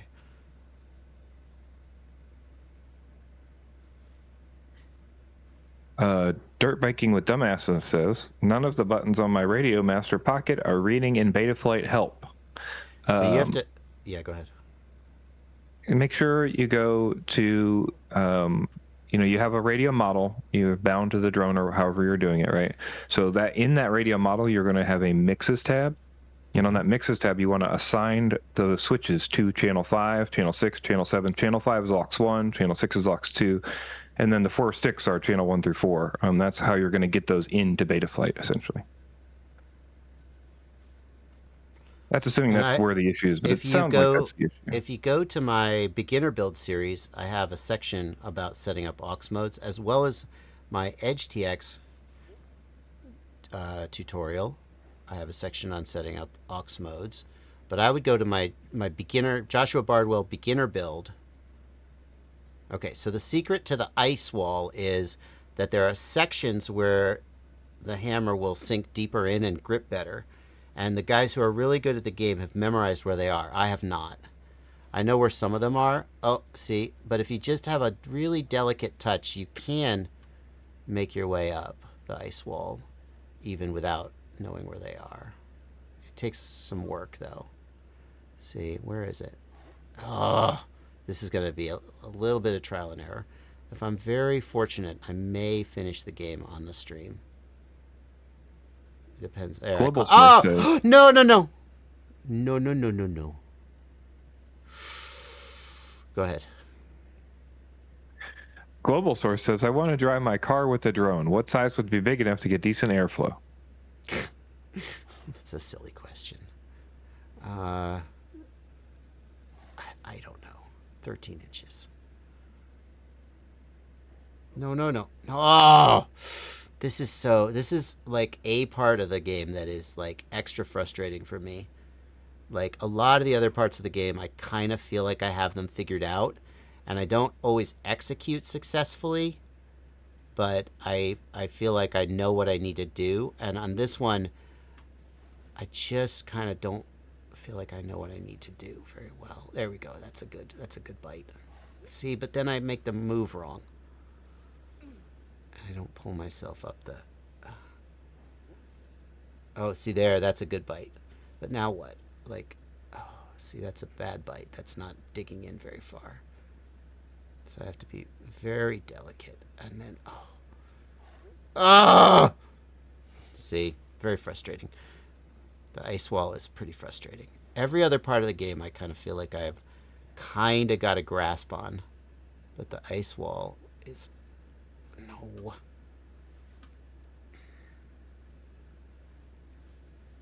What if we just flailed wildly?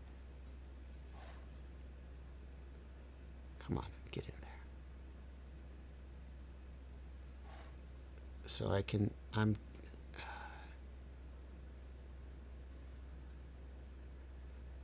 do it this way, like really slowly. Just hand over hand. Maybe. Borny TV says 1103 motor stuttering on min throttle. Ramp up is at max. Any ideas besides raising min throttle? Well, ramp up is not what you want to raise if they're stuttering at starting. You want to raise startup power. Startup power. So if you're on Blue Jay, you're going to raise min and max by like 10 or 20 points each, and then try it again after you save and write that to the ESC. If you're on BLHeli 32, what is that? Is it still startup power? It's been a minute. I have to go look. I'm not sure. It's a tough one. Okay, here we go. Huh. Huh. There's one right here. Yes. Now, don't jump, but just... Okay, we're looking good. Now, super delicate touch right here. Just nice and slow, it doesn't slip. Super delicate touch. Super delicate touch. If you're saying you have the both min and max start up to the max power already, then something else is wrong, I would say. I mean, you can go up. You shouldn't have to on 1103 motors on any kind of normal ESC. You should not have maxed both min and max startup power and still be getting stuttering if it's working correctly. That's what I would say. Oh, God, my heart rate's up now. I'm so close. Oh, the radio tower is... I don't have the fastest way on a lot of these.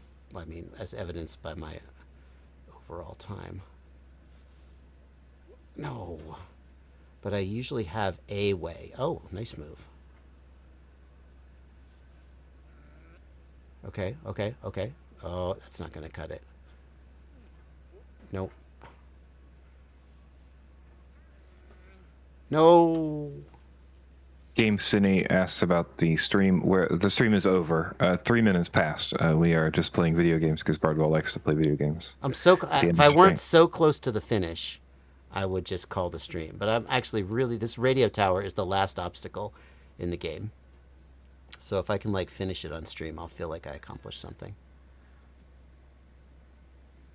Is there any way with a PWM ELRS module to FC to get an arm signal for a DJI unit? A PWM? Because it needs MSP? Yeah, I don't think so. Oh, I don't think so. He says he has O3 and Vista. He knows he can get the... Okay, so if you have a Vista, you can turn off low power, and that actually disables low power in the menu. Yes, correct. O3, it does not. O4, it does. So the only one is O3. If you have an O3, you can't disable it. You must use some kind of device. You need the O3. You need the O3 armor. Yeah. Although I don't know if that'll work with a... That thing still won't work with PWM. Oh! So, man, I made progress. That thing still won't work with a PWM receiver because it needs to take, like, the signal in, doesn't it? So it needs to take the receiver signal in so it knows that you've armed. It's for it's for a digital receiver without a... Come here. Oh, shit. Hang on. It's for a... Go ahead. Does it have a PWM input?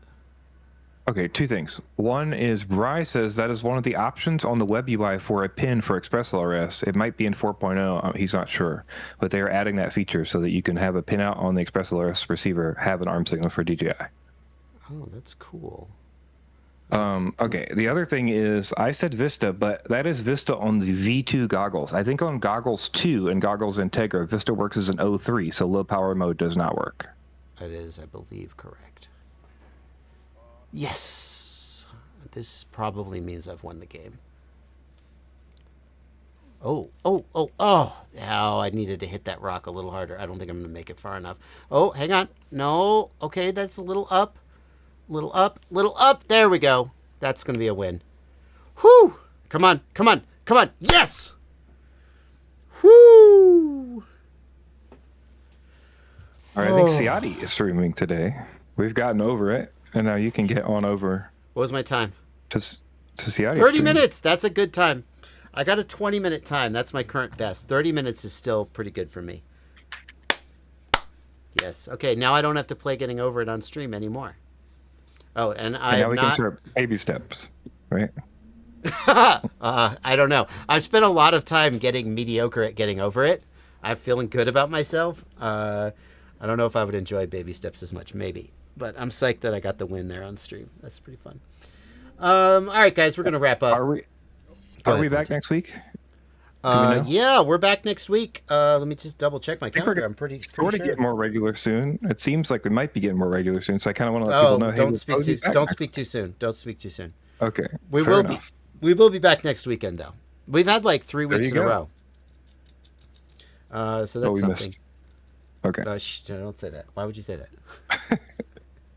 Why would you, There's they don't know literally a that. place you can go look. They don't know that. They're not paying attention. Go watch the Audi stream. Thanks for letting me go long and beat getting over it and show my skill. We'll see you next Sunday. Bye, everybody. Bye, guys.